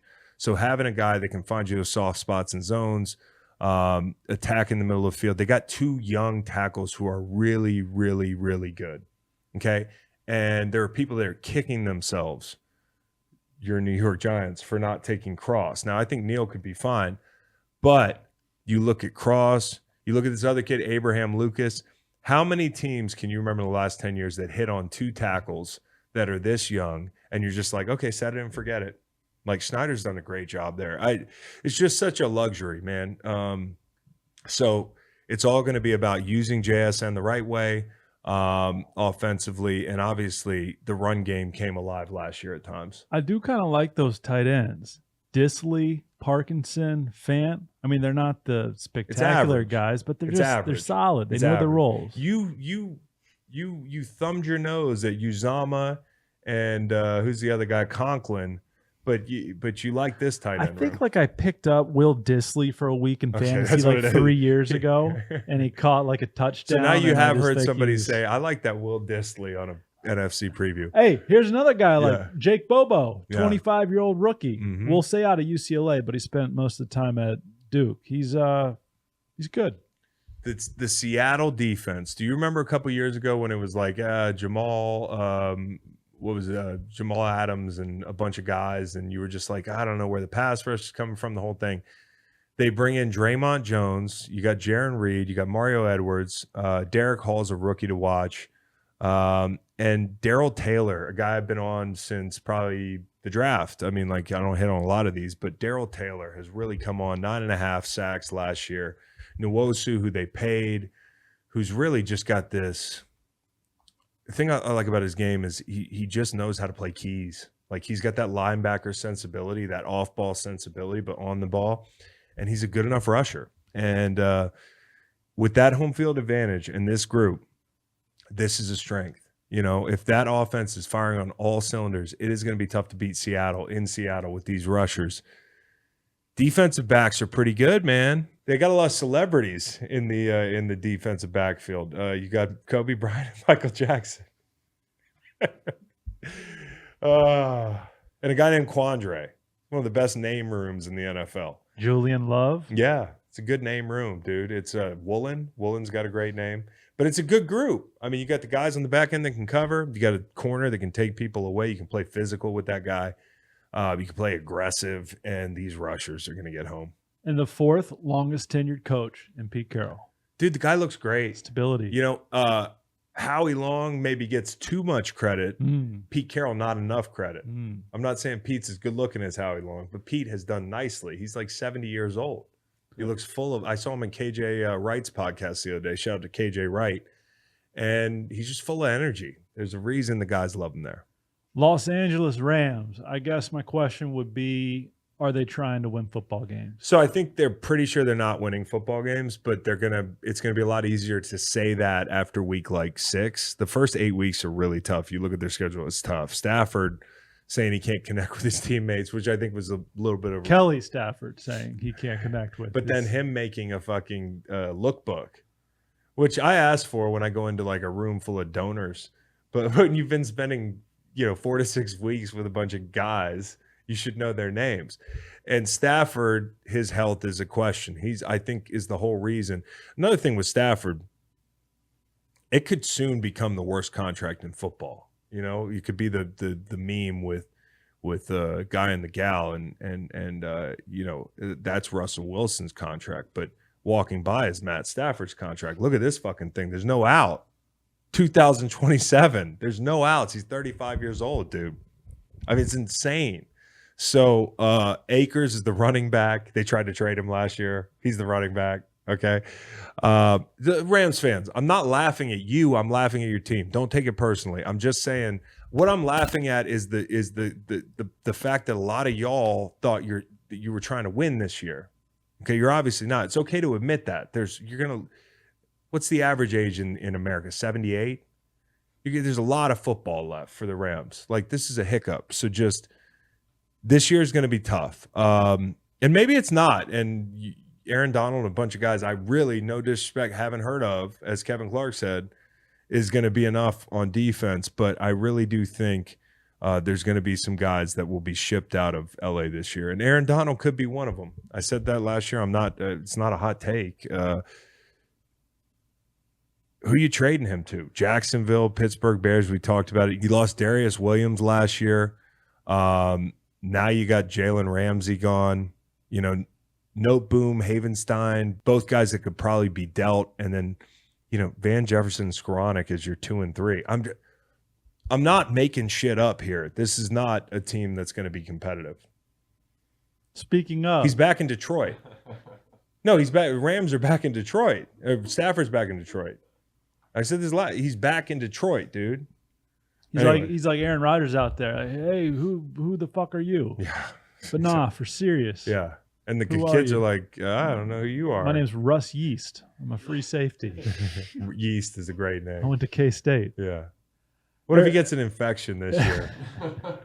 Like I want Yeast to get like a really small infection just for one day, so he ends up on the injury report. It says yeast parentheses infection. Yeah. Get this guy out of the facility, man. Cardinals are plus 3,000 to win the division. I don't even know what a yeast infection is, really. Oh, the vagina. I just knew it was gross. It's bready. Okay. Well, that's what it explains a lot. Yeah. Where are you going? Cards? Yeah, cards. Clayton Tune, Josh Dobbs. Pick your adventure. Okay, so here's the deal. Here's what we're going to talk about with the Cards. And the Cards fans are cool because nobody writes us hate mail about saying your team might not be good. You guys know what time it is. It's a fire sale. So two teams over the last 30 years have had lower win totals, both finished over. I don't know if that's the case this year. 3.5 is their total. They are tanking, okay? They're not naming a starter for competitive reasons. Who's for sale? Take your pick. I mean, we talked about it on a social last week where I was kind of mocking up a garage sale. You know, you get your Hollywood Brown over in the vintage T-shirt section is a high-priced item. You got Zach Ertz in the tool section, DJ Humphreys with the appliances, and then you've got Buda Baker. He's in the back of the garage. We've got to run a credit check on you before you see Buda Baker. He's going to cost you. But there's a lot of guys on this roster that could be headed north or east, you know, or maybe west. Probably not, though. Caleb Williams rooting for the Rams to go. I think Caleb Williams would probably be happiest in the desert out of there, the Bucks. I don't know if Sean McVay. Here's the thing about Sean McVay and Les Snead. They have the audacity to do like daring things. I want to see if they decide to tank, how bad they're going to be. The best tankers of all time. It came out today. Our guy Steve Keim made Steve Wilkes use a burner. Did that come out? Yeah. Oh, shit. When Steve wasn't in the building. Well, people didn't like the Steve Keim interview because I didn't ask him about the Steve Wilkes burner because I don't even understand the fucking story. But beyond that, like, what do you think? Open investigation? This guy's going to be like, yeah, I was subpoenaed by the NFL to talk about this, but I think on the Green Light Pod, you fucking morons. You know, like, yeah, it's not an Urban Meyer puff piece, but I'm not going to be asking him, like, you know, AT&T. So anyways, that's the biz. All right. Producers went chalk there. NFC North, your favorites, the Detroit Lions at plus 135, Vikings plus 260, Packers plus 375, Bears plus 450. How much money would it cost if you put $1 million? Oh, I know how much it would cost. If you put $1 million down on how much it would cost Cardinals, $1 million. No, okay, so you ignored the qualification, but Cardinals plus 3,000. So do the math here for me. Is it $3 million? No, 30 million. 30 million. So if you put $1 million down on the Cardinals, would you just go John Wick on the other teams? Or would you do like that lady that DM'd me and was like, yeah, you give all the players mono? Like, that's a fucking provocative bet. You're going to kill all the other teams. No, well, I shouldn't have said John Wick. I probably should have said one of these movies where he just incapacitates everybody. I mean, the Niners are out there competing for Super Bowls with Brock Purdy. Like, it's going to take a lot. No, I know. If all the other teams in that league, drop dead tomorrow. The Cardinals still losing that division. Vikes went 13-4 last year. Lions 9-8. Packers 8-9. Bears 3-14. That's right. But Lions the favorite. You picked. Do you want to get it out of the way here? The Chicago Bears. No, but who'd you pick to finish fourth in the Detroit Lions. I think they're all going to be grouped together. Yeah. But I love that Bears team. Oh, I do too. But I got bad news for you. You want to start with your Bears? There's too much big, sexy momentum with Let's the Lions. Start with your me. Bears. Here's the good, okay? Number one, you believe in Justin Fields. Yes. The process of deciding on whether or not you believe in this guy is over, and then you get out the door and you follow the Philly method of give this guy everything he needs to tell us if he's the guy or not. And that's what they did in Philly. I think that's what they're trying to do in Chicago. So you go get DJ Moore. You bring in a stud up front defensively. We talked about that with Eberflus. Like, you could have drafted a guy, but you picked a guy that you know is going to give you 8 sacks this year. You draft a stud up front from Tennessee, Darnell Wright kid. He looks good. He's right tackle. And then you bring in DJ Moore. You bring in Robert Tunyon. Edwards and Edmonds on the defensive side. Edwards, Edmonds, it's going to be a good fit it's going to continue to be a good fit for Fields and all these pieces. I think the guy who's under the most pressure is Chase Claypool, right? It's weird when you bring in a guy and, like whether or not he's a real number one in the league, like that's what was expected of him because he seemed to be like an answer for Justin Fields' problems, but maybe they knew they have to go get another one. I also think like the wide receiver draft class, I think we talked about that, was kind of instructive.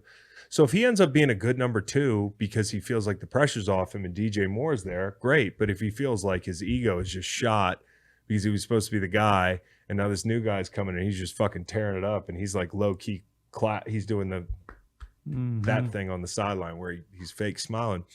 I don't know where his head's going to be with this, but Chase Claypool has an opportunity to settle into that number 2 role and take advantage of it.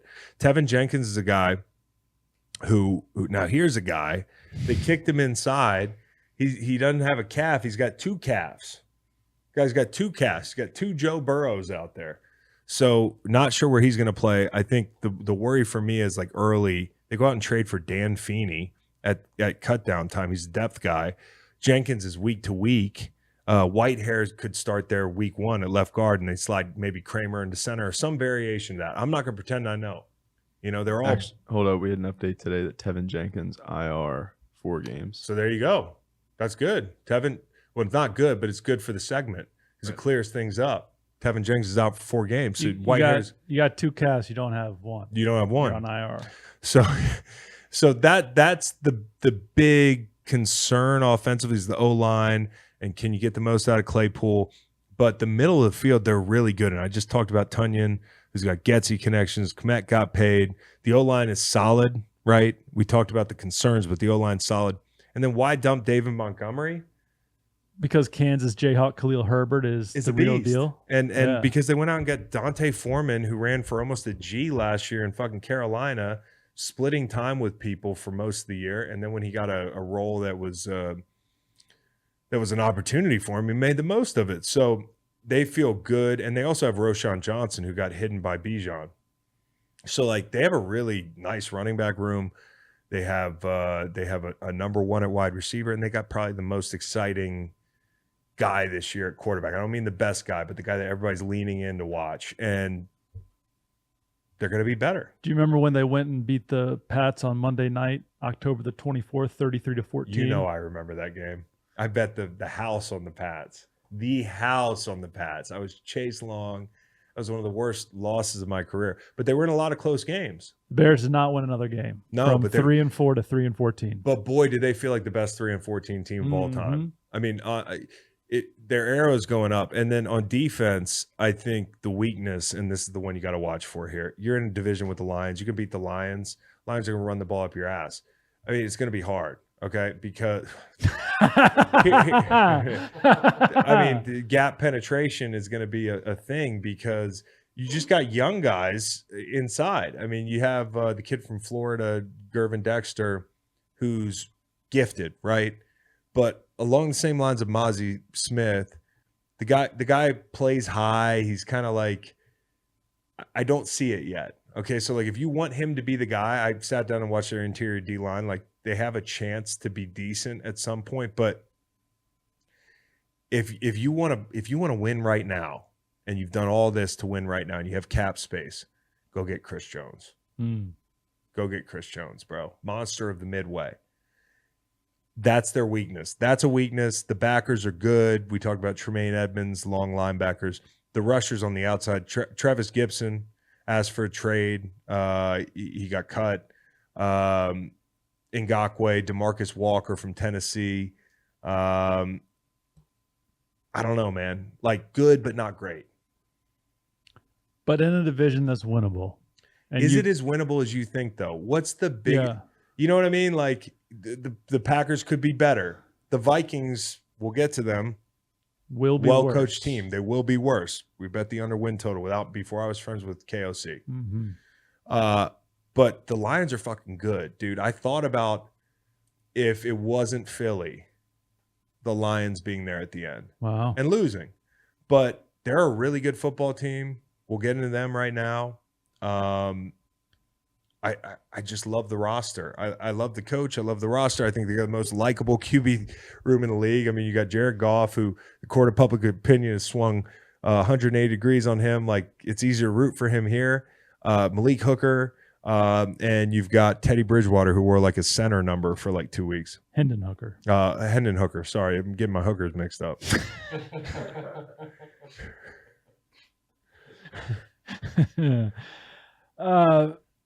That one. I'm done.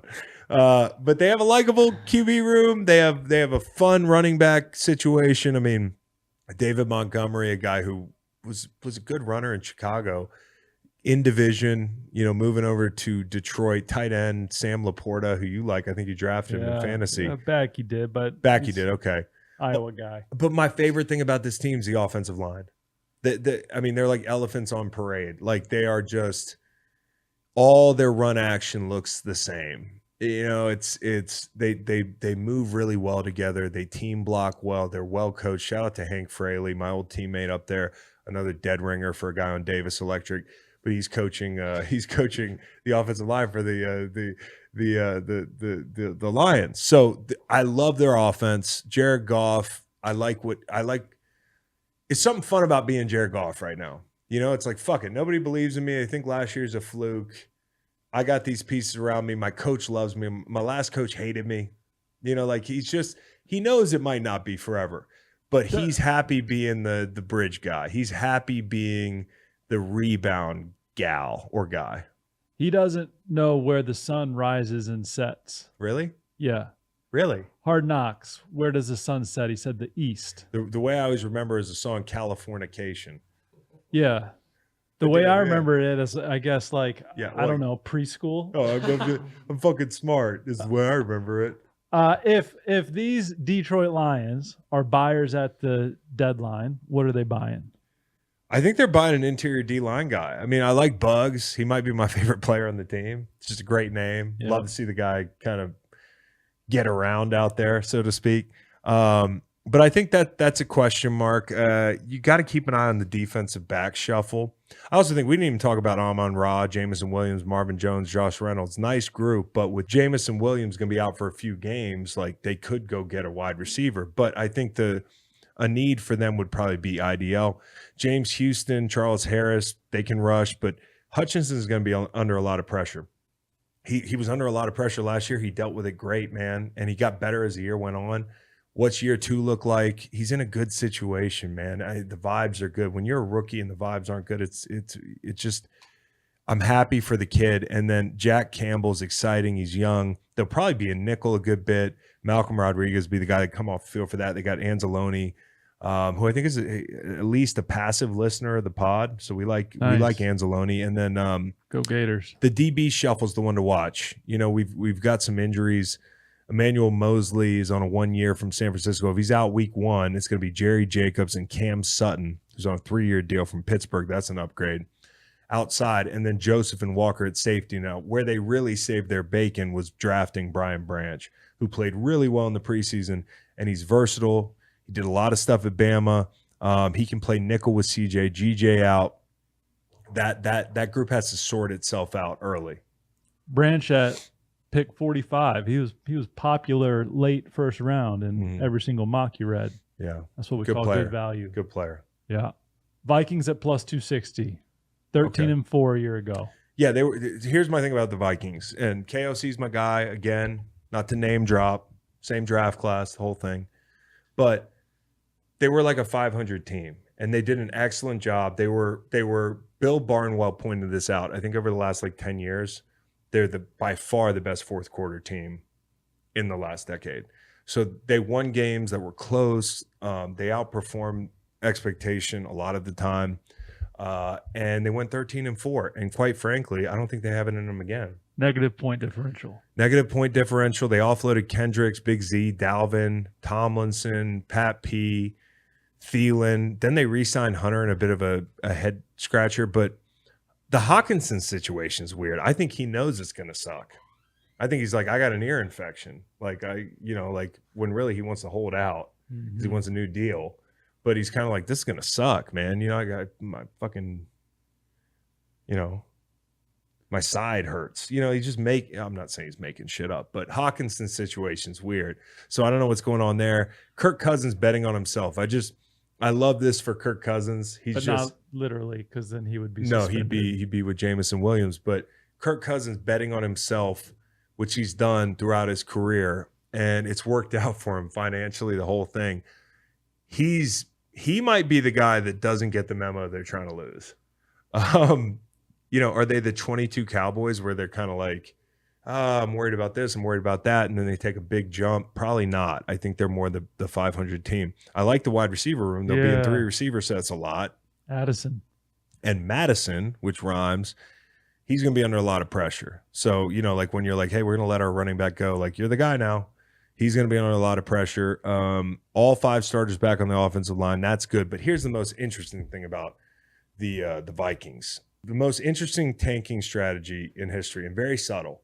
Bring in Brian Flores, who's going to heat you up, right? Man, bring in blitz, the whole thing. It still was the same in Miami. I don't know what he picked up in Pittsburgh, but then you dump your coverage guys. Touchdown. Every other team. But we're trying. Yeah. So I'm not saying this is on purpose, but I'm saying it might work out for him. And then they added Marcus Davenport up front. But I don't know about that whole D-line. So not on paper. If they're trying to win, I don't know how good they are. And if they're not trying to win, they could finish 4th in the division. And I might pick them 4th. Producer rankings. Lions, followed by Bears, followed by Packers, followed by Vikings. Yeah, I'll go Vikings 4. The 3 team for me, possibly the 2 team, is going to be the Packers. I think the Packers and the Bears are closer than people think outside of the quarterback room where you're like, we got this young, exciting high draft pick that hasn't been collecting dust for 5 years in a dark room with Aaron Rodgers in Justin Fields. So Jordan Love's had time. This is his chance, his turn. And I think they got a good running back room, even though they were buyers in the trade market for Jonathan Taylor. You've got a pass catching back who can kind of do it all. You've got a goal line guy, short yardage guy. Your offensive line's pretty good. But I think the challenge there is you've got a young QB. How much of your time are you spending not doing your job and doing his job? And I would hope not a lot because the guy's been in the system. So he must feel ready. I think the O-line's traditionally been a decent strength for them. Tight end's kind of a swing position for them. Luke Musgrave's a rookie second rounder who's athletic. So, Tucker Kraft. Yeah. It's the whitest name I've ever heard. And they sent him to Green Bay. Went to South Dakota State. Yeah, he's a Census Bureau guy out there. So, anyways, they got this guy Tucker Kraft, who's calling the police on people and shit. He's going down to the park calling police on people, eating casseroles, watching Seinfeld. Slinging real estate. No, this guy probably has a license, but Tucker Kraft is a rookie 3rd rounder. So young at tight end. But here's what I love about this team. And I've been talking about Bakhtiari being a trade guy. I'll talk myself out of it. You might want to win. You might want to invest in your quarterback. And that's a cheap investment, 2.5 in cap space. His 24 number is 20.5. So don't worry about that right now. But here's what I love: the wide receiver room. Dobbs. It's special with an under or a lowercase s, not a uppercase, undercase s. Undercase S. It's special with an undercase s. Okay. Christian Watson, who I think is going to be a monster. Okay, the guy's he's just running away from people. You run him across the field on a crosser, somebody's got to pick him up. Somebody's sitting in his zone's got to match this guy. Like, good fucking luck. His steps are huge, man. Romeo Dobbs, enough said. And then Jaden Reed, rookie second rounder from Michigan State, and Wicks, our boy Dontavian Wicks, who we really like, had a nice preseason. That's a good group there. Good young group. And not the type of wide receiver room that's going to fuck with Jordan Love, be there waiting in the locker room like, where's my targets and shit like that. You get some nice kid from South Dakota, a Virginia guy, fucking Romeo Dobbs. Find something bad to say about him. He's a great teammate. Yeah. The guy on defense, the swing guy, is Joe Barry. He was on the hot seat last year, really came along down the stretch, probably saved his job, but I mean, he helped save Damn near saved his job. Damn near saved his job. They turned it around late. I really like the secondary. They're like a top-down kind of cover, rally, tackle kind of group. Jair Alexander, as good as anybody. Rasul Douglas, my dude. Savage and Stokes, I like them. You got Quay and Devondre, who I think that's a good linebacker room. Now, Quay Walker did something bad last year. He pushed him. Yeah, he pushed him. And then I think he did it again. He pushed him again. I wonder if anyone's pushing him on the depth chart, But Quay Walker and Devondre Campbell, that's a solid room. Devondre had a little bit of a down year last year. Let's see if he rebounds. Rashawn Gary, I am in his fan club, bro. Okay, I don't know what the membership is, but I love this guy, and he's back. I loved watching him last year. I think he was turned into that like elite blue chip kind of rusher. We'll see where he goes from here. And Van Ness, not my type yet. Okay, I want to see him work some edges. I want to see him, develop some instinct. Preston Smith, he's got to have a big year. And I don't know that he looks as sharp as he had in years past, but that could just be preseason. Mason Crosby, a free agent. The Packers drafted a kicker. There's nothing better than drafting a kicker. They drafted the Auburn kid, Anders Carlson. Mm-hmm. Going to be making kicks left and right. You good? You good there? Yeah, I'm NFC good there. North? Yeah. I got to pick it, though. So I'm going to go Lions. I'm going to go Bears and Packers, and then Vikings. But Bears and Packers could go either way. Okay. NFC South. Saints, the odds-on favorite to win it, but plus 115, Falcons plus 200, Panthers plus 450, Bucks plus 750. Saints, first thing that comes to mind is the schedule. That's right. It's an easy schedule. They have one of the easiest in the league, as Kevin Clark mentioned. And I think for the Saints and for Carmichael, it's got to feel good because you had Breeze for so long. And then you got to see how the other half lives. And like 5 quarterbacks. You got Jameis, you got Andy Dalton, you have Taysom Hill, for fuck's sake.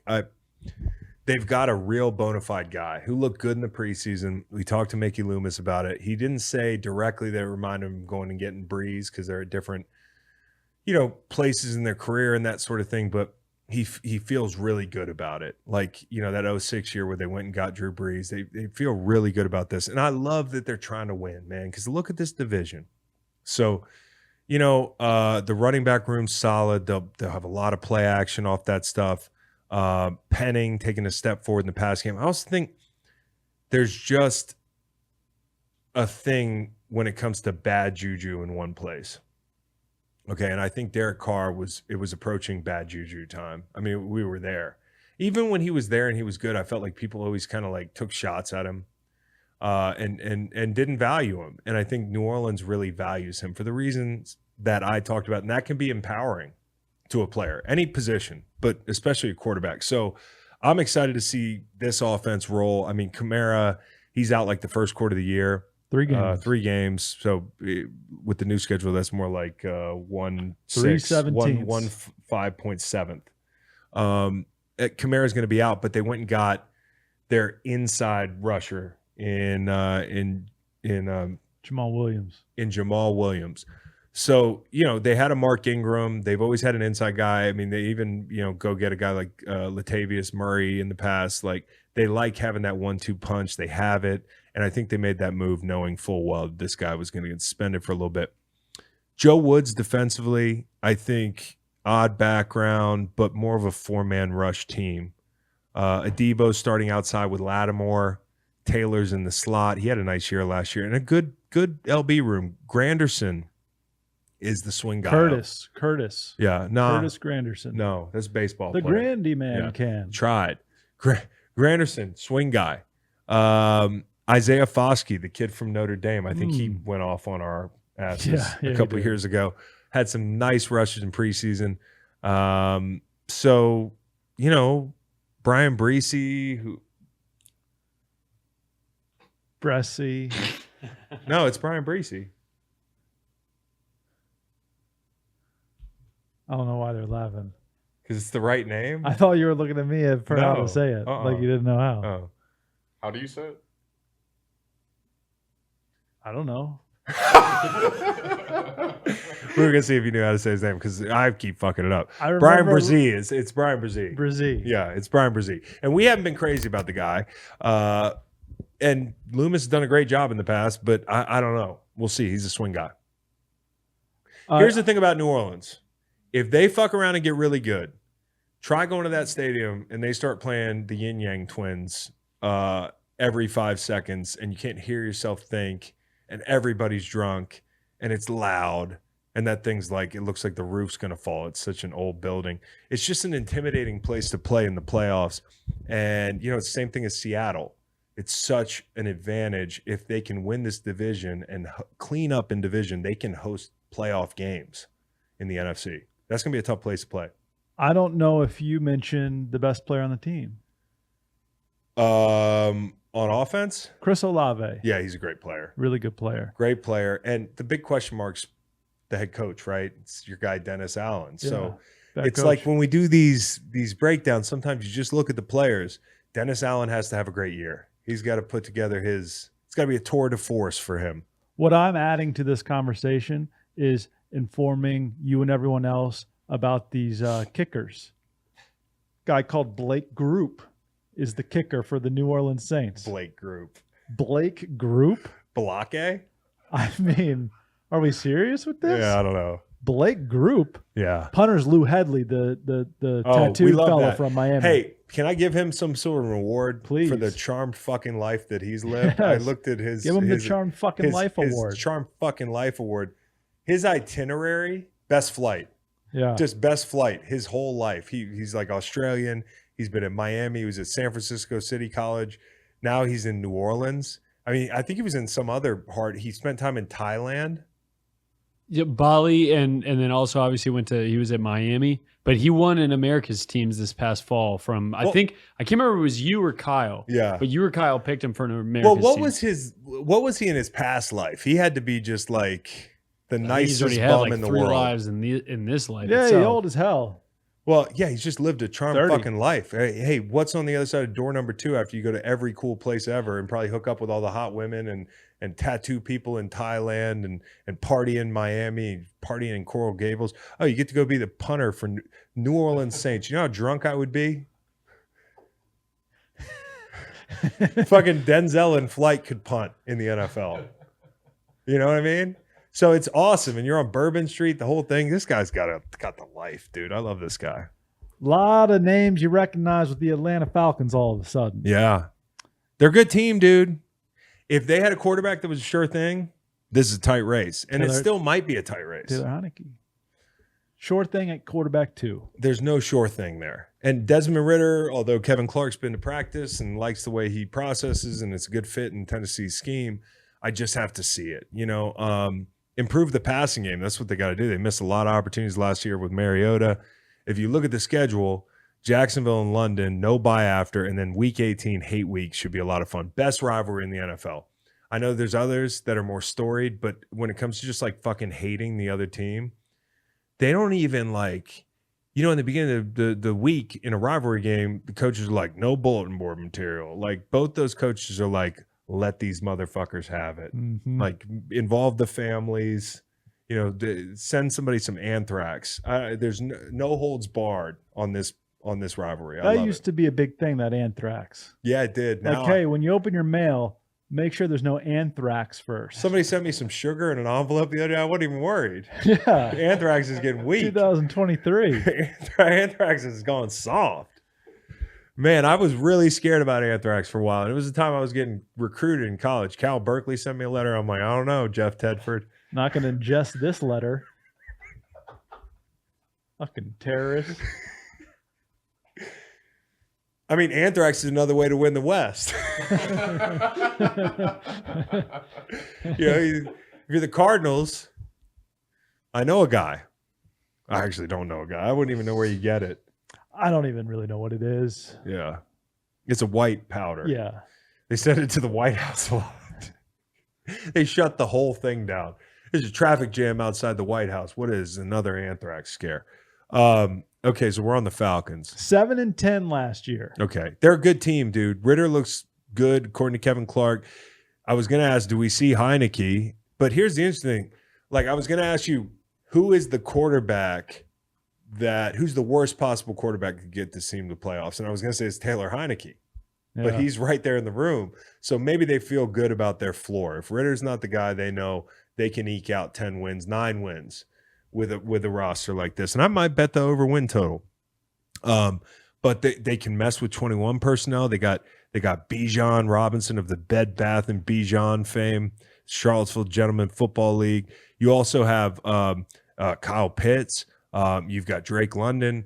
So while the wide receiver room isn't deep, what you do have is guys that you can make positionless. You can mess with formations, you can mess with personnel groupings to keep people in base. I guess, but you actually have to do it. Yeah, you got to do it. With Pitts specifically. Yeah, you do. Let's see it. You do. I want to see it. Jonnu Smith, really good inline blocker. In my opinion, he's strong. I mean, he's not going to be your 1,000-yard receiver, but what he is a guy that fits the scheme. The offensive line's well coached. You can tell. Arthur Smith is a great coach. There's his fingerprints all over that offense. And then the defense, I think, is not getting enough credit. There are 2 teams in the league that totally revamped. It's a bunch of new people. You need Matt Stafford lookbook for this defense, but luckily they're guys you know. It's Bates. It's Onyemata. It's Bud Dupree. It's Calais Campbell. They added a ton of pieces. Okuda. Okuda is a guy I'm rooting for. I'd like to see him have some success down there. He got hurt in the preseason. I don't know the guy, but my stomach dropped for the kid because he seems like a great kid. He's been through Matt Patricia. He wasn't their guy last year. He's had injuries. I'd love to see him play well. And they got a great corner on the other side there. Yeah. And it'll be fun to see Troy Anderson this year. And Jesse Bates, veteran presence at that position. It's like a quarterback of the defense. Good defenses that I've been on, you had that. Well, one of the good defenses. I don't know that we had a veteran safety in St. Louis, and maybe that was the difference, is just having that organizational value back there. But, in New England, we had Devin McCourty. In Philly, we had Malcolm Jenkins. We were well-coached units that knew where we needed to be, and you brought young guys along. You can have young guys on your team if you have a guy like that on your defense. So really good to add him. I like the Falcons. Next up, Carolina Panthers. Carolina Panthers? Bryce Young. You want me to break down the Carolina Panthers? Mm-hmm. Next up's quarterback. But he's behind an offensive line that has question marks. Yeah, it's like he's like a Tommy Mansky baseball guy. Like he's got all the right technique. Like he's a coach's dream.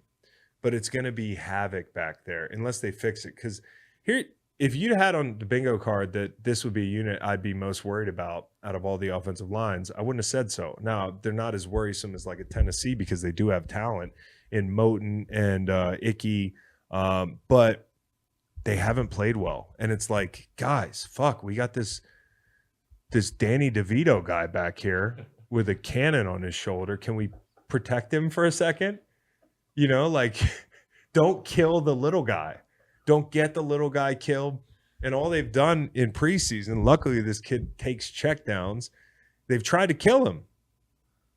Anthrax would be a lot cleaner, so this guy, the thing I like about Bryce Young, and I see why they picked him first. I'm a big upside guy. I'm a gambler. I like Anthony Richardson, but I get why they picked him. I'm watching his tape.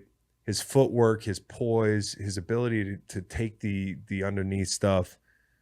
He seems like the right guy. And so it's just going to be about not getting him killed or shell-shocked. And a lot of pressure is going to be on Jonathan Mingo because they don't have a lot outside. They don't really have a true number one. So the Panthers have got to protect this kid and lean on the run game if they can. This is a reference to a previous sentence. How about Corey Chavis or OJ Atagwe? Couple safeties. Yeah, in but St. we Louis. weren't good yet defensively yet. Okay. Yeah, we you had got like, good, and then you got like the rookie safeties. Then we coming had in. like safeties that were just their job was to try to kill people. Okay. Yeah, All right. we had a safety from USC, TJ McDonald. It's my guy. That guy was a missile. Okay, we had guys that they weren't lining people up; they were lining people up to hit them. Okay. So, anyways, wide receiver room in Carolina. It's a little bit of a question mark, Mingo but it's not question terrible marks. because you have like a Thielen who knows what he's doing. You have a Mingo. Yeah. You have a Chenault. I don't know if he's still there or made the team, but it's just not a deep room. It's not like you have any number one. I think the big difference here on this team, and they're not there yet, is going to be the defense. New defense. New defense. Fangio, Disciple, Evero, too high, cover 6, make them beat you with long drives, which is good. You keep your if you're going to get beat for a touchdown, let's give Bryce Young a little rest. Okay. But like Phil Snow was super aggressive. CJ Henderson's a big swing guy. I mean, this is his contract year. He was in Jacksonville, didn't pan out there, hasn't really worked out in Carolina to the degree that they would hope. Von Bell is a huge addition. Again, that quarterback on the field, I love Von Bell. I got a lot of respect for him. Tough football player. And then Justin Houston, he just keeps popping up. He's going to be a hell of a grid guy. When my kids get older and they're playing grids on their touch screen fucking translucent hologram there, I'm going to be like, Justin Houston. Justin Houston was on 8 teams, and he had 7 sacks on all of them. Over under sacks for Justin Houston this year. I'm going to go over. I think he finished with 7.5 sacks. Okay. So I think more business as usual for my guy. A lot of respect for Justin Houston. 34 years old. That could be an STL Memorial Award right there. Mm-hmm. People at the end of the year would be like, holy shit, Justin Houston has 8 sacks. Tampa Bay Bucks. Whew.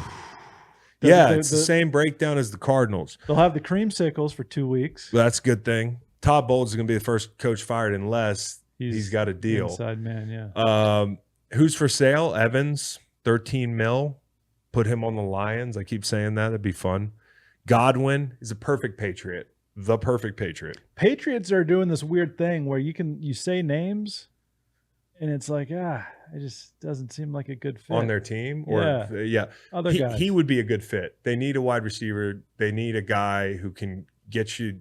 I mean, he's so good at the sticks. If the way New England plays is they want a third and manageable. Like they're going to run the football. They're going to work the sticks. This is a guy that can get you first downs. He's got clutch hands. He blocks. He's physical. He plays hard. I just think Bill would like him. Vita Vea is a guy I haven't seen thrown around a lot as a trade. I haven't seen him thrown around a lot either, but as a trade candidate, because I just feel like you might think the Bucs want him around for a long time, but if they don't, Lions, Bears, Cowboys, like there's some destinations for him. Oh my. And then Devin White, I was going to say it, but it didn't make a lot of sense. But that's because the Tigers. Yeah, no, I know. Aiden laughed. So, well, he was just in preschool. So, anyways, Devin White, 11-7 and there's some teams that could really use a linebacker, right? I can't think of them right now, but we just went through the whole preview. New York Giants. The Giants, your G-men. Hey, now. Now, I can tell you about Dave Canales from Seattle, who was the offensive coordinator. Who cares? They're going to stink.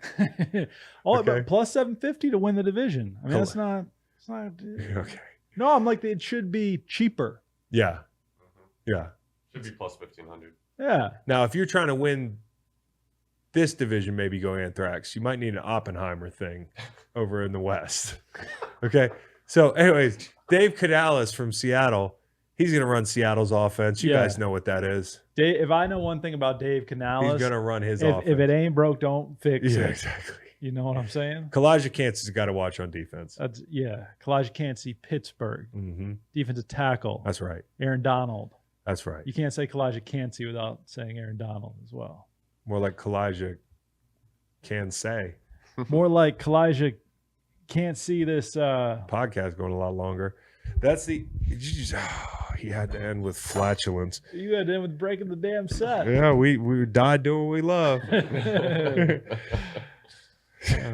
I hope when we die we're doing a preview. I hope we're like 95 years old doing this podcast, breaking down the NFC. Dan Canales Jr.